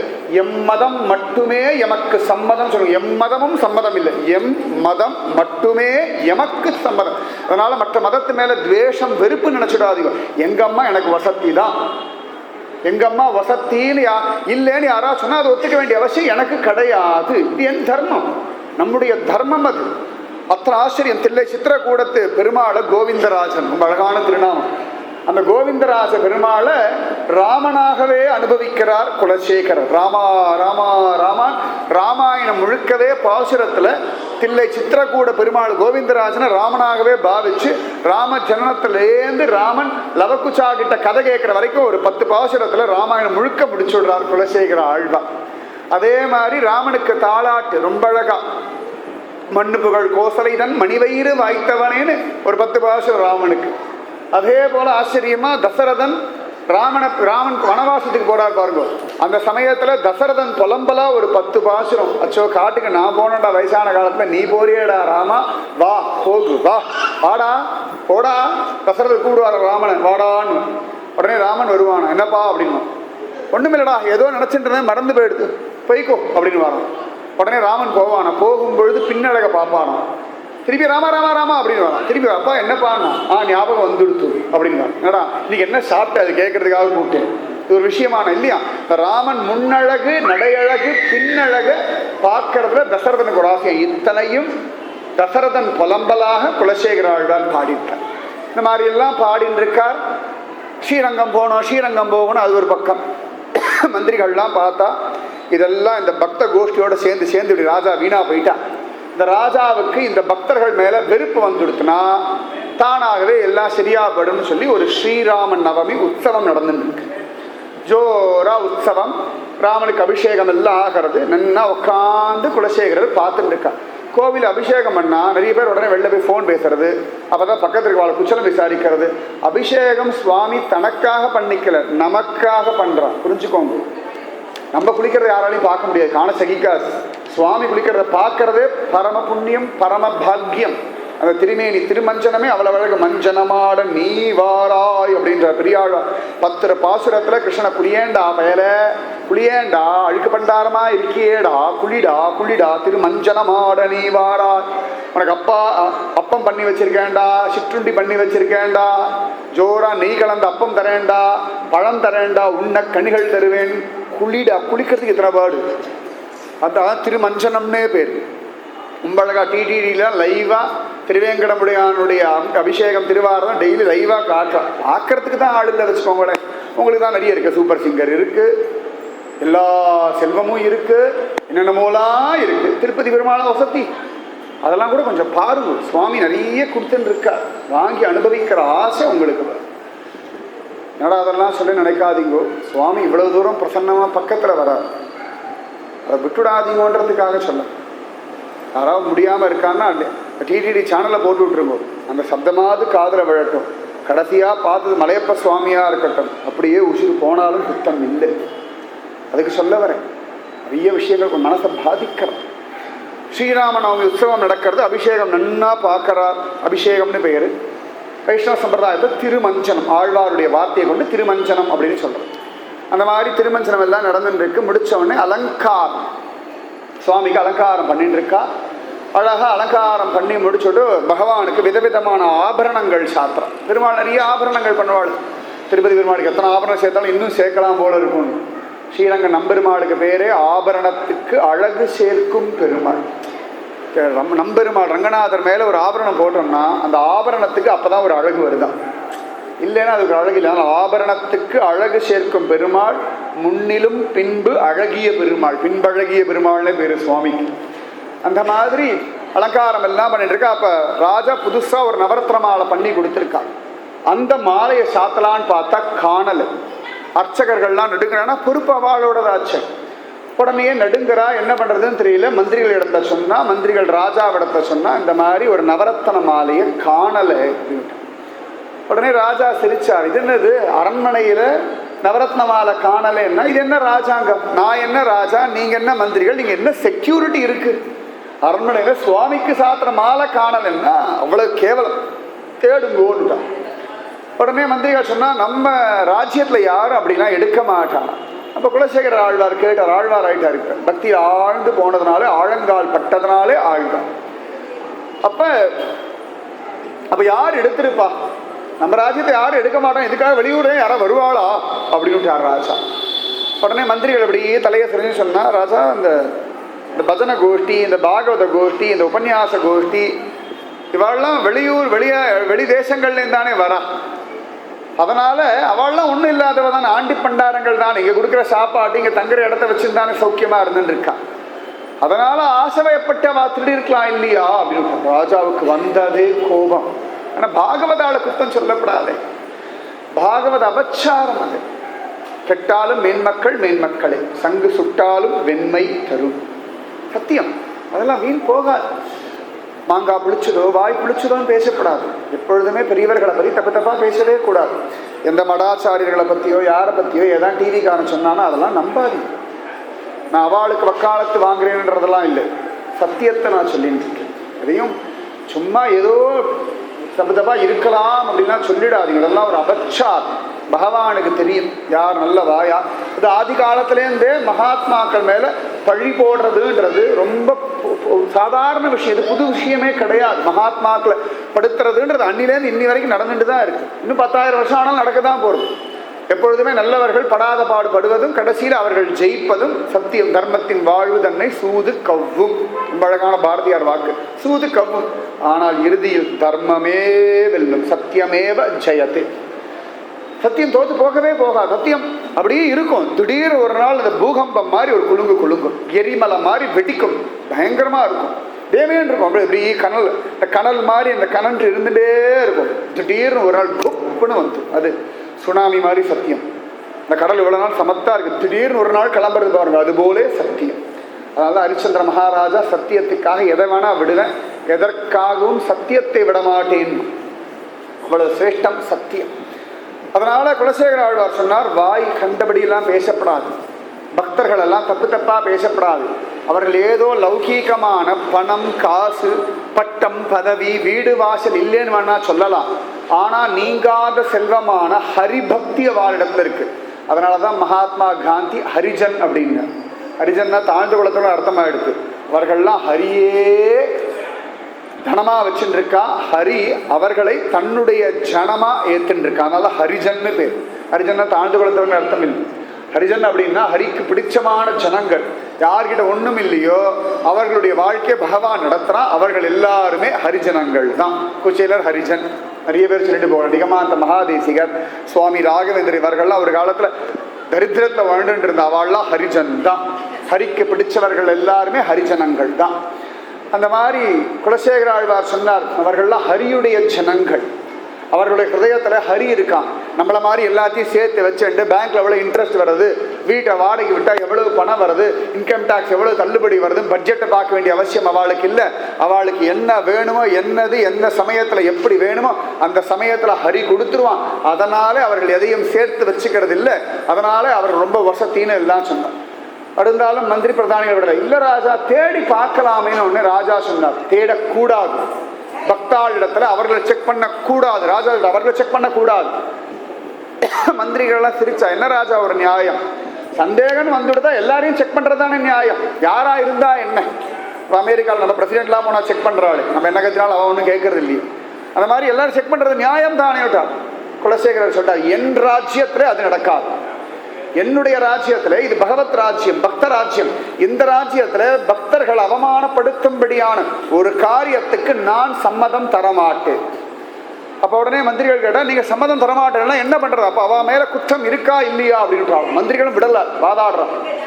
அப்ப ராஜா சொன்னா, அந்த பக்த ஜனங்களுக்காக நான் சத்தியம் செய்கிறேன்னு. என்னடா சத்தியம்னா, காற்றுல அலைகிற ஒரு நல்ல பாம்பை கருணாகத்தை பிடிச்சு குடத்துல போட்டுருவான். நல்லா 8 அடி 10 அடிக்கு இருக்கும்.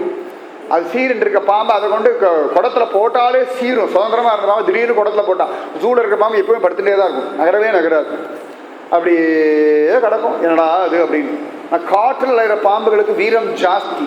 தன்னுடைய ஆகாரத்தை தானே தேடுறது, தானே தன் உடம்பை காப்பாற்றிக்கிறது, தானே தன் விரோதிகளிலிருந்து தன்னை காப்பாற்றிக்கிறதெல்லாம் ஒரு வீரம் உண்டு இல்லையா? அதனால் அந்த பாம்பை பிடிச்சி குடத்துல போட்டுடுவான். யாராவது வரி சத்தியம் சந்தேகம் வந்து கொடுத்து அப்படின்னா அந்த சத்தியம் பண்றவால அந்த கொடப்பாம்புக்குள்ள கைவிட்டு சத்தியம் பண்ண சொல்லுவோம். எவ்வளவு கொடூரமான சத்தியம்! நம்ம ஊர்ல பாதி அரசியல்வாதி கொண்டு வந்து கையில விட சொல்லியிருக்கேன். கொடப்பாம்புல சத்தியம் பண்ணா பெயரே அப்படின்னு பாயெல்லாம் கட்டாம பல்லெல்லாம் முடுக்காம விடுறான்னு ஒருத்தன் லைன்ல நிற்க மாட்டான் வச்சுக்கோங்களேன். ஒரு பையன் நிற்க மாட்டான். ஆனா அந்த காலத்துல எப்படி என்னடான்னா, சத்தியத்து மேல அவளுக்கு அப்படி ஒரு நம்பிக்கை. இவா சொல்றது சத்தியமா இருந்தா பாம்பு சீண்டாது. மனுஷன் மட்டும்தான் சத்தியத்தை மீறி போறவன். மற்ற எல்லா ஜந்துக்களும் சத்தியத்துக்கு கட்டுப்பட்டதுதான். எல்லா ஜந்துக்களும் சிங்கம் புலி முதற்கொண்டு மகாத்மாக்களெல்லாம் அடிச்சதே கிடையாது, அடிச்சதே கிடையாது. விவேகானந்தர் ஒரு காட்டுல போயிட்டு இருக்கார். அப்போ ஒரு புலிக்கு ரொம்ப பசி, இவர் மேல பாயறதுக்கு அப்படி உரிமிண்டு வர்றது. விவேகானந்தர் பார்த்தா, ஓ உனக்கு பசிக்கிறதா, சாப்பாடு வேணுமா, அதுக்கு என் சதை உனக்கு பிடிச்சிருக்கா, சந்தோஷம் அப்படின்னு கையை கட்டி நின்றுட்டார். புலியோட பசி மாறி போயிடுதா, தேவேனி ஒரு பக்கத்தில் நாய்க்குட்டி மாதிரி வந்து காலை நக்கித்து. உண்மையா நடந்தது. சத்தியம், அந்த ஹதயத்துக்குள்ள இருக்க அன்பு எவ்வளவு தூரமானா போகும். அன்பு மாதிரி உலகத்துல பவர்ஃபுல்லான ஒரு ஆயுதம் எதுவுமே கிடையாது. அன்புனால உலகைய பெருமாளே வசப்படுறானா, உலகம் வசப்படாதான், மனுஷர்கள் வசப்பட மாட்டாளாம், மிருகங்கள் வசப்பட மாட்டாளாம். அதனால அந்த மாதிரி கொடப்பாம்புல கையை விட்டு சத்தியம் பண்றது அந்த காலத்துல ஒரு விஷயமா இருந்தது. குலசேகரர் சொல்லிட்டார், கொண்டு வாங்க, நான் சத்தியம் பண்றேன், கொடப்பாம்புக்குள்ள கை விட்டு சத்தியம் பண்றேன்னு. பரநண்பர் கொள்ளார் என்று அவருக்கு தனியனே உண்டு, பக்தர்கள் எடுத்துக்க மாட்டான்னு சொல்லிட்டு. உடனே மந்திரிகளை கவலைப்படலை. கொடப்பாம்புல குடத்துல பாம்பை போட்டு கொண்டு விட்டான். அரண்மனை வைத்தியனை ரெடியா இருக்க சொன்னா, ஒருவேளை பாம்பு கொத்து விடுத்துனா ராஜாவுக்கு ட்ரீட்மெண்ட்லாம் கொடுக்கணும் அப்படின்னு. இவாளுக்கு சத்தியத்து மேல நம்பிக்கை கிடையாது. அழகா குலசேகர ஆழ்வார் குடத்துக்குள்ள கையை விட்டார். பகவானுடைய நவரத்ன மாலையை பக்தர்கள் எடுத்திருக்க மாட்டார்கள். பரநண்பர் கொள்ளா, இது என் பெருமாள் மேல சத்தியம், இது அசத்தியமாக இருக்கவே முடியாதுன்றார். இது அசத்தியமா இருந்தா என்ன கொத்துன்னு சொல்லவே இல்லை. இது சத்தியம் சத்தியம் சத்தியம் சத்தியம் சத்தியம். 3 பாம்பு தலைவர் அடிச்சு வேற சத்தியம் பண்றது, சும்மா இருந்தாலே கொத்தும். தலைவர் ஓங்கி 4 போடு போடுற, சத்தியம் சத்தியம் சத்தியம். பாம்பு தேமேன்னு கடந்த. இப்போ எட்டி பார்த்தா பாம்பு உசுரோட இருக்கா, தூங்கி போயிடுதான்னு பார்த்தோம்னா இப்போ பார்த்தா புஷ்னு சீரிண்டு வந்தது. உடனே மந்திரி பிரதானிகளை பார்த்து ராஜா சொன்னார், நான் சத்தியம் பண்ணியாச்சு, பாகவதர்கள் எடுக்கலேன்னு, இப்ப இனிமேல் நீங்க தேடி கண்டுபிடிங்கோன்னுட்டார். உடனே மந்திரிகள் எல்லாரும் அவர் காலில் விழுந்துட்டார். குலசேகரிடம் என்னாச்சு அப்படின்னா, விஷயத்தை எல்லாம் சொன்னான். அந்த நகையை ஒழிச்சு வச்சதே நாங்கள் தான். இந்த நகையை ஒழிச்சு வச்சதே நாங்கள் தான். ஏன்னா நீங்கள் ஒரே பஜனை மடமாக இருக்குது, எல்லா பக்தாலும் வந்துட்டு போயிட்டு இருக்கா. நீங்கள் ராஜ்யத்தை விட்டு போயிடுவாளோன்னு எங்களுக்கு கவலையாக இருக்குது. இந்த ராஜ்யத்துக்கு இந்த மாதிரி ஒரு ராஜா கிடைக்க மாட்டா. அதனாலே நீங்கள் இந்த ராஜ்யத்தில் இருக்கணுன்றதுனால உங்களுக்கு பாகவதாளிடத்தில் வெறுப்பு வரணுன்றதுக்காக இத்தனையும் பண்ணோம் அப்படின்னா. குலசேகரர் சிரிச்சா, ஓ நான் ராஜாவா இருக்கணுன்றதுக்காக பாகவத அபச்சாரம் வரைக்கும் பண்ண முடியுமோ? அப்ப இனிமேல் இந்த ராஜ்யம் எனக்கு வேண்டான்னு. இவர் ராஜ்யத்தில் நிறுத்தி வைக்கணும்னு இவ எல்லா பிளானும் பண்ணா, இவ பண்ண பிளானையே அவர் எனக்கு ராஜ்யம் வேண்டான்றதுக்கு உபயோகப்படுத்திவிட்டார். பாகவத அபச்சாரம் பண்ணியாச்சு. மந்திரிகள் சொன்ன நாங்கள் அபச்சாரம் மன்னிப்பு கேட்டுட்டோமே. அவர் சொன்ன என்கிட்ட மன்னிப்பு கேட்டு பிரயோஜனமே இல்லை. இத்தனை பாகவதாளுடைய திருவடியை அலம்பி அந்த ஜலத்தை ஸ்வீகரிங்க, இந்த மாதிரி பல வருஷம் பண்ணுங்க, அப்பதான் இந்த அபச்சாரம் போகும். இனிமேல் இந்த ராஜ்யம் எனக்கு வேண்டாம். என் ராமன் இருக்கான், என் ரங்கன் உண்டு, இந்த ராஜ்யத்துக்கு தானே இத்தனை பாடு, எனக்கு இது வேண்டவே வேண்டாம். வானாலும் செல்வமும் மன்னரசும் யான் வேண்டேன், எனக்கு வேண்டவே வேண்டாம். எனக்கு மலையப்ப சுவாமி இருக்கா, ரங்கநாதன் இருக்கா, என் ராமன் இருக்கான். விபீஷணன் எல்லாத்தையும் விட்டுட்டு தானே வந்தான். ராமா நின் சரணமே கத்தின்னு வந்தான். ராவணன் துரத்தி விட்டுட்டான். விபீஷணன் ஒன்றும் இல்லாமல் வந்தான். பகவான் அவனுக்கு லங்கா ராஜ்யம் வரைக்கும் கொடுத்துட்டான். முடிசூடி அரசன், பெரியவா சொல்லுவா அடிசூடி அரசன்பா. எல்லாரும் தலையில் முடிசூடணும்னு ஆசைப்படுவா. ஆனால் பக்தர்களுடைய அடிசூடி அரசர் யாருன்னா குலசேகர ஆழ்வார் மட்டும்தான். உடனே எத்தனையோ சொன்னா கேட்கல. அழகா பிள்ளைக்கு பட்டாபிஷேகம் பண்ணி வச்சார், கிளம்பியாச்சு. உடனே குலசேகர ஆழ்வார் மனைவி அவர் மகளும் நாங்களும் உங்களோட வரோம்னா, சரி வாங்கும் அப்படின்னுட்டான். அழகா ரொம்ப நாள் ஆசை. டெய்லியே குஷ்யதே யஸ்ய நகரே ரங்க யாத்ரா தினே தினே ரங்கா ரங்கா ரங்கான்னு சொல்லி தரணும். இவ அப்பாடா தொந்தரவெல்லாம் விட்டது அப்படின்னு சொல்லி ஜோரா ரங்க தியானம் பண்ணிட்டு கிளம்பிட்டார். நிறைய பேர் இந்த வீட்டை விற்றுட்டு புது வீட்டுக்கு போயிடுவா, இல்லாட்டி வேற ஊருக்கே போயிடுவா. ஆனால் அந்த ஊருக்கு போனாலும் இதுதான் எங்கள் வீடுன்னுவா. அது 10 பேர் கை மாறியாச்சு. அந்த வீட்டை இடித்து ஃப்ளாட் என்னமோலாம் கட்டியிருப்பா. இதுதான் எங்கள் வீடு அப்படின்வா. எவ்வளோ 20 வருஷம் ஆயாச்சு. அந்த பணத்தை வாங்கி ஏப்பமெல்லாம் விட்டாச்சு. ஆத்த 4-5 பேர் கல்யாணம் பண்ணியாச்சு. ஆனால் எங்கா எங்கா எங்கா எங்கா எங்கா அங்கே போயிட்டு இது நான் வச்ச தென்னை மரம் வேற சொல்லுவா, நான் வச்ச கருவேப்பிலை மரம்னுவா, 4 கொஞ்சம் பெருசுட்டு போகிறேன்னுவா. அவளும் பாவம், ஏன்னா வாங்கினவாளும் அது வேற ஒரு அபிமானம் வச்சிருப்பா. ஆனால் ஒரு அபிமானம் இல்லாமல் தன் ராஜ்யத்தை விட்டு நடந்தாராம். எப்படி நடந்தாருன்னா, ராமச்சந்திரமூர்த்தி வனவாசத்துக்கு சந்தோஷமா எனக்கும் இந்த ராஜ்யத்துக்கும் துளி சம்பந்தம் இல்லை நடந்தானோ அது போல நடந்தான். நம்ம ஊரா நிறைய பேர் பதவி விட்டுட்டு போகிறான்னா அப்படியே அழுவா. நிறைய பேர் ரிட்டையர் ஆகிட்டு வரும்பொழுது முகமே பாவமாக இருக்கும். அடுத்த நாள் காத்தால் அவளை பார்க்குறது நமக்கு ரொம்ப கஷ்டமாக இருக்கும். எங்கள் கம்பெனி அடுத்த நாள் போனால் மதிக்க கூட மாட்டான், பியூன் கூட உள்ளே விட மாட்டான். சார் ஓரத்தில் உட்காருங்க சார். ஏப்பா நான் முந்தானேத்தி ஜென்ரல் மேனேஜர், அது முந்தானேத்தி, நீங்கள் புது மேனேஜர் வந்துட்டார், அவர் புது ரூல் போட்டிருக்கார், நீங்கள் யாரும் ஆளை பார்க்க வந்துட்டு ஓரத்தில் உட்காருங்கோ. பழைய சகவாச தோஷத்துக்கு போனால் பொறுத்து ஒரு டீ வாங்கி தரேன், குடிக்கிற தண்ணி வேணா தரேன், அதுக்கு மேலே ஆர்டர்லாம் போடாதீங்க. நிறைய நான் பார்த்துருக்கேன். இந்த செக்ரட்டரியேட்டு இல்லாட்டி இந்த பென்ஷன் ஆஃபீஸ் போகணும், நல்ல இடம், உத்தமமான நரகம் அதுதான், பூலோக நரகம்னா அதுதான். போய் பார்த்துருக்கேன். அந்த வயசானவாள்லாம் வருவா, படுற பாடு, ரத்த கண்ணீர் வரும், ரத்த கண்ணீர் வரும். உண்மையை சொல்கிறேன். அந்த அது இத்தனைக்கு இந்த போஸ்ட்டில் உட்காந்து இன்னைக்கு இவ்வளோ அட்டகாசம் பண்ணுறாலும் அந்த போஸ்ட்டில் உட்காந்து வேலை பண்ணவாளுக்கு பென்ஷன் கொடுக்குறது அந்த பாடு. அவ்வளோதான் உலகம், அவ்வளோதான். நிறைய இடங்கள் நான் பார்த்துட்டு புதுசாக சொல்ல நினச்சிட வேண்டாம். ஆனால் குலசேகர ஆழ்வார் ஒரு பற்றுதல் இல்லாமல் போறார். அவர் மனைவி மகள் நிறைய பேர் அவரோட கிளம்பி ஆச்சு. நிறைய பேர் ஸ்ரீரங்கத்துக்கு வந்தாச்சு. அழகா ஸ்ரீரங்கம் தூரத்துலேருந்து பார்த்தா ரங்கான்னு கைகூப்பி சேவிச்சார். காவேரியில் தீர்த்தம் ஆடினார். ரங்கா ரங்கா ரங்கான்னு ஓடி வந்தார். இது ராம பக்த விஜயம் இல்லை, ரங்க பக்த விஜயமா போயிட்டு இருக்கு. அழகா ரங்கா ரங்கான்னு ஓடி வந்தார். உள்ள வந்தார். ஜோரா படுத்துன்னு இருக்கிற ரங்கனை பார்த்துட்டார். கொள்ளழகர் வாயழகர் கண்ணழகர் குப்பூவில் எழுகமல பூவழகர் என் நரங்கத்தி இன் அமுத. ரங்கனை பார்த்தார், மதிமயங்கி போனார். நிறைய கொண்டு வந்தார். எல்லாத்தையும் ரங்கனுக்கு சமர்ப்பணம் பண்ணார். ரங்கனுக்கு கைங்கரியம் எல்லாம் பண்ணார். பக்கத்தில் அப்படி பொண்ணை பார்த்தார். நாணி கோணி இப்படி நிற்கிறான். என்னடி பொண்ணுன்னா, எனக்கு இவரை கல்யாணம் பண்ணித்தாங்கன்னு ரங்கனை கை காட்டி கொடுத்துட்டார். உடனே அவர் ரங்கன் கிட்ட கேட்டார். ரங்கன் கல்யாணம் பண்ணி அதுக்கு என்ன பேஷ் அப்படின்னு கல்யாணம் பண்ணிட்டார். குலசேகர வல்லின்னு பேர் அவரோட பொண்ணுக்கு. ஆண்டாளை கல்யாணம் பண்ணிட்ட மாதிரி ஆழ்வார்களில் 2 பேர் ரங்கநாதனுடைய மாமனார். ஒன்று பெரிய ஆழ்வார், 2வது குலசேகர ஆழ்வார். குலசேகர வல்லின்னு அவளுக்கு ஒரு திருநாமம். அவரை கல்யாணம் பண்ணி கொடுத்தா அவளும் ரங்கநாதனோட ஐக்கியமானார். நிறைய வருஷம் ஸ்ரீரங்கத்தை இருந்துட்டு ரங்கநாத கைங்கரியம் எல்லாம் பண்ணார். நிறைய ஜனங்கள் கொண்டாட ஆரம்பிச்சுட்டா குலசேகரரை. அவர் பார்த்தார், இதெல்லாம் வேண்டாம், ஏகாந்தமாக பக்தி பண்ணணும்னு நினச்சார். யாருக்கும் தெரியாமல் போனோம். கிளம்பி கிளம்பி கிளம்பி நடந்து வந்தால் நடந்து திருநெல்வேலி ஜில்லா தாமிரபரணி. என்ன வேணால் சொல்லுங்க, தாமிரபரணி ஒரு சக்தி தான். ஜீவன் நதி. திருநெல்வேலி அல்வா நன்னா இருக்குன்னா ஒரே காரணம் தாமிரபரணி நதி தான். தாமிரபரணி ஜலத்தை விட்டுட்டு வேறு எந்த நதி ஜலத்தில் அல்வா பண்ணாலும் தேராது. மணப்பாறை முறுக்கு, கல்லிடக்குறிச்சி அப்பளம், திருநெல்வேலி அல்வா, இதுக்கெல்லாம் அஸ்திவாரம் தாமிரபரணி ஒருத்தி தான். சத்தியம். காவேரி மாதாவுக்கு ஒரு பெருமை, தாமிரபரணிக்கு ஒரு பெருமை. எல்லா நதிகளும் வசதி தான். தாமிரபரணி ஆற்றங்கரை அழகாக வந்தால் ஏகாந்தமாக ஒரு இடம் பார்த்தார்.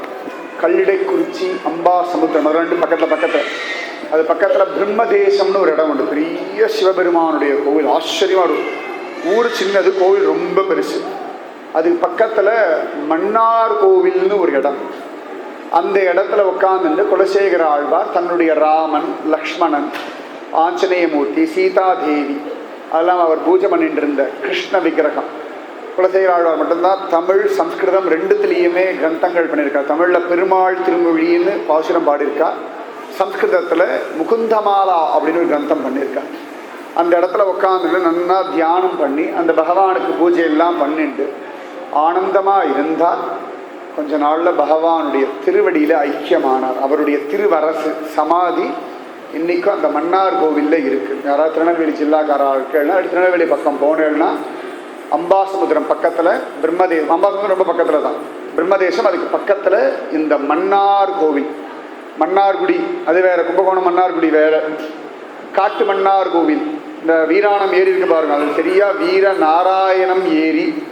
அது தமிழ் படுற பாடு வீராணம் ஏரி ஆயிடுது. வீர நாராயணபுரம்னு பேர் அந்த இடத்துக்கு. காட்டும் மன்னனார் கோவில், அது கடைசியில் காட்டு மன்னார் கோவில் ஆயிடுது. அங்கே காடெல்லாம் கிடையாது, காட்டு மன்னார் கோவில். தன்னை காட்டும் மன்னாருடைய கோவில், காட்டு மன்னார் கோவில்னு பேர். அந்த மாதிரி இது இன்னொரு மன்னார், காட்டு மன்னார் கோவில். இந்த மாதிரி மன்னார் கோவில் இந்த இடத்துக்கு பெயர். அந்த இடத்துல தான் குலசேகர ஆழ்வார் பரமபதிச்சார். இன்றைக்கும் அவருடைய மூர்த்தி அங்கே உண்டு. அந்த இடத்துல இன்றைக்கும் குலசேகர ஆழ்வார் ஆராதனை பண்ண ராமமூர்த்தி உண்டு. பாலாபலம் இவ்வளோ வசரத்துக்கு உற்சவ மூர்த்தி தான். அவ்வளோ வசரத்துக்கு ஜம்முன்னு இருப்பார். அந்த கோவிலில் 3 நிலைகளில் பெருமாளை சேவிக்கணும். நின்ற, இருந்த, கிடந்த, திருநீர்மலை மாதிரி. ஆனால் அங்கே எப்படின்னா முதல் மாடி, 2வது மாடி, இப்படி மாடி மாடியாக ஏறி பெருமாளை சேவிக்கணும். உத்தரமேரூரில் இருக்கார் பாருங்க, அந்த மாதிரி 3 மாடி.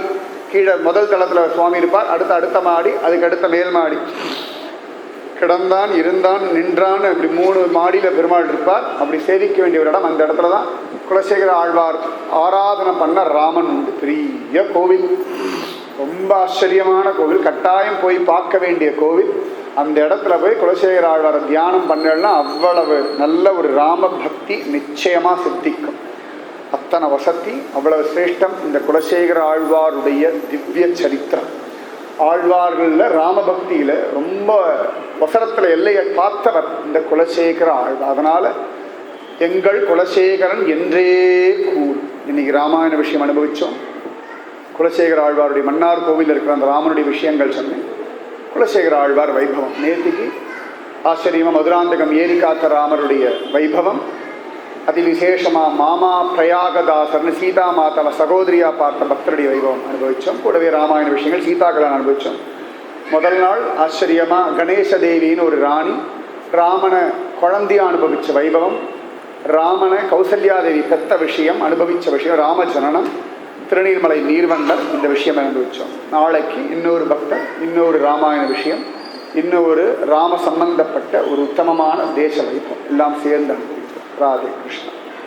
ராதே கிருஷ்ணா கிருஷ்ணா ராதே, ராதே கிருஷ்ணா கிருஷ்ணா ராதே, ராதே கிருஷ்ணா கிருஷ்ணா ராதே, ராதே கிருஷ்ணா கிருஷ்ணா ராதே. முக்கியமான ஒரு விஷயம், இந்த பிள்ளை பெருமாள் ஐயங்கார்னு ஒருத்தர் இருந்தார். அவர் சொல்கிறார், ஸ்ரீரங்கத்தில் நம்பெருமாள் ரதத்தில் வருகிறார், வடம் பிடிக்க வாருங்கள், வைகுந்த மாநகரில் இடம் பிடிக்க வாருங்கள்ன்றார். ஸ்ரீரங்கத்தில் போய் நம்பெருமாள் தேர் வடம் பிடிச்சு இழுத்தா வைகுந்த மாநகரில் இடம் கிடைக்கும்ன்றார். நமக்கு இப்போ ஸ்ரீரங்கம் போக முடியாது. ஆனால் ஸ்ரீரங்கநாதர் தான் திருநீர்மலையில் இருக்கார். நாளைக்கு திருநீர்மலையில் தேர் காத்தால 9 மணி 10 மணிக்கு சுவாமி வெளில வர, அதுக்கு முன்னாடி 7 மணிலேருந்தே சுவாமியை ரதத்தில் சேவிக்கலாம். இன்றைக்கி கூட இப்போ 8 மணிலேருந்து பெருமாள் வாகன புறப்பாடெல்லாம் உண்டு. முடிஞ்சவா போய் சேவிங்க. இன்றைக்கி முடியாதவா நாளை காத்தால திருநீர்மலை போய் பெருமாளுடைய தேர் வடம் பிடிச்சு எழுந்து. பக்கத்தில் இருக்க திவ்ய தேசம் பல்லாவரம் தான் எல்லாருக்கும் தெரியும். கட்டாயம் போய் வடம் பிடிக்க வாருங்கள். வைகுந்த மாநகரில் இடம் பிடிக்க வாருங்கள். ராதே கிருஷ்ணன். जय सद्गुरु महाराज की। समस्त भागवदल को गोविंद नाम संकीर्तनम। जय जानकी कांत स्मरणम। गोपिका जीवन स्मरणम। ஆழ்வார் திருவடிகளே சரணம். ஆண்டாள் திருவடிகளே சரணம். எம்பெருமானார் திருவடிகளே சரணம். சர்வம் குருவர்ப்பணம். जय श्री राधे कृष्णा सत्संग की जय। जय श्री पूज्य श्री श्री अम्माவுக்கு जय श्री भारत माता की। இவ்வளவு நேரம் பாரத் மாதா பற்றி அவ்வளோ சொன்னேன். நன்னா ஜெயின்னு அடி வயிற்றுல கத்த வேண்டாமா? ஜெய் போலோ பாரத் மாதா கி. அதான் 2 மணி நேரம் கதை பண்ண. நீங்கள் கேட்டுருந்தாலே இருக்கு. நான் லேசா சொன்னா நீங்கள் லேசா ஜெய் ஜெய் அப்படின்னு வேண்டாமா? ஜெய் போலோ பாரத் மாதா கி. லோகா சமஸ்தா சுகினோ பவந்து. லோகா சமஸ்தா சுகினோ பவந்து. லோகா சமஸ்தா சுகினோ பவந்து. ஓம் சாந்தி சாந்தி சாந்தி. ஜெய் ஸ்ரீ இந்து மாதா கி. ஜெய் ஸ்ரீ பாலார் மாதா கி. ஜெய் ஸ்ரீ அலர்மேல் மங்கா சமேத ஸ்ரீ திருவேங்கடமுடையானுக்கு. ஜெய் ஸ்ரீ குலசேகராழ்வாருக்கு. சர்வத்ர ராமானுஜநாம சங்கீர்த்தனம். ராமா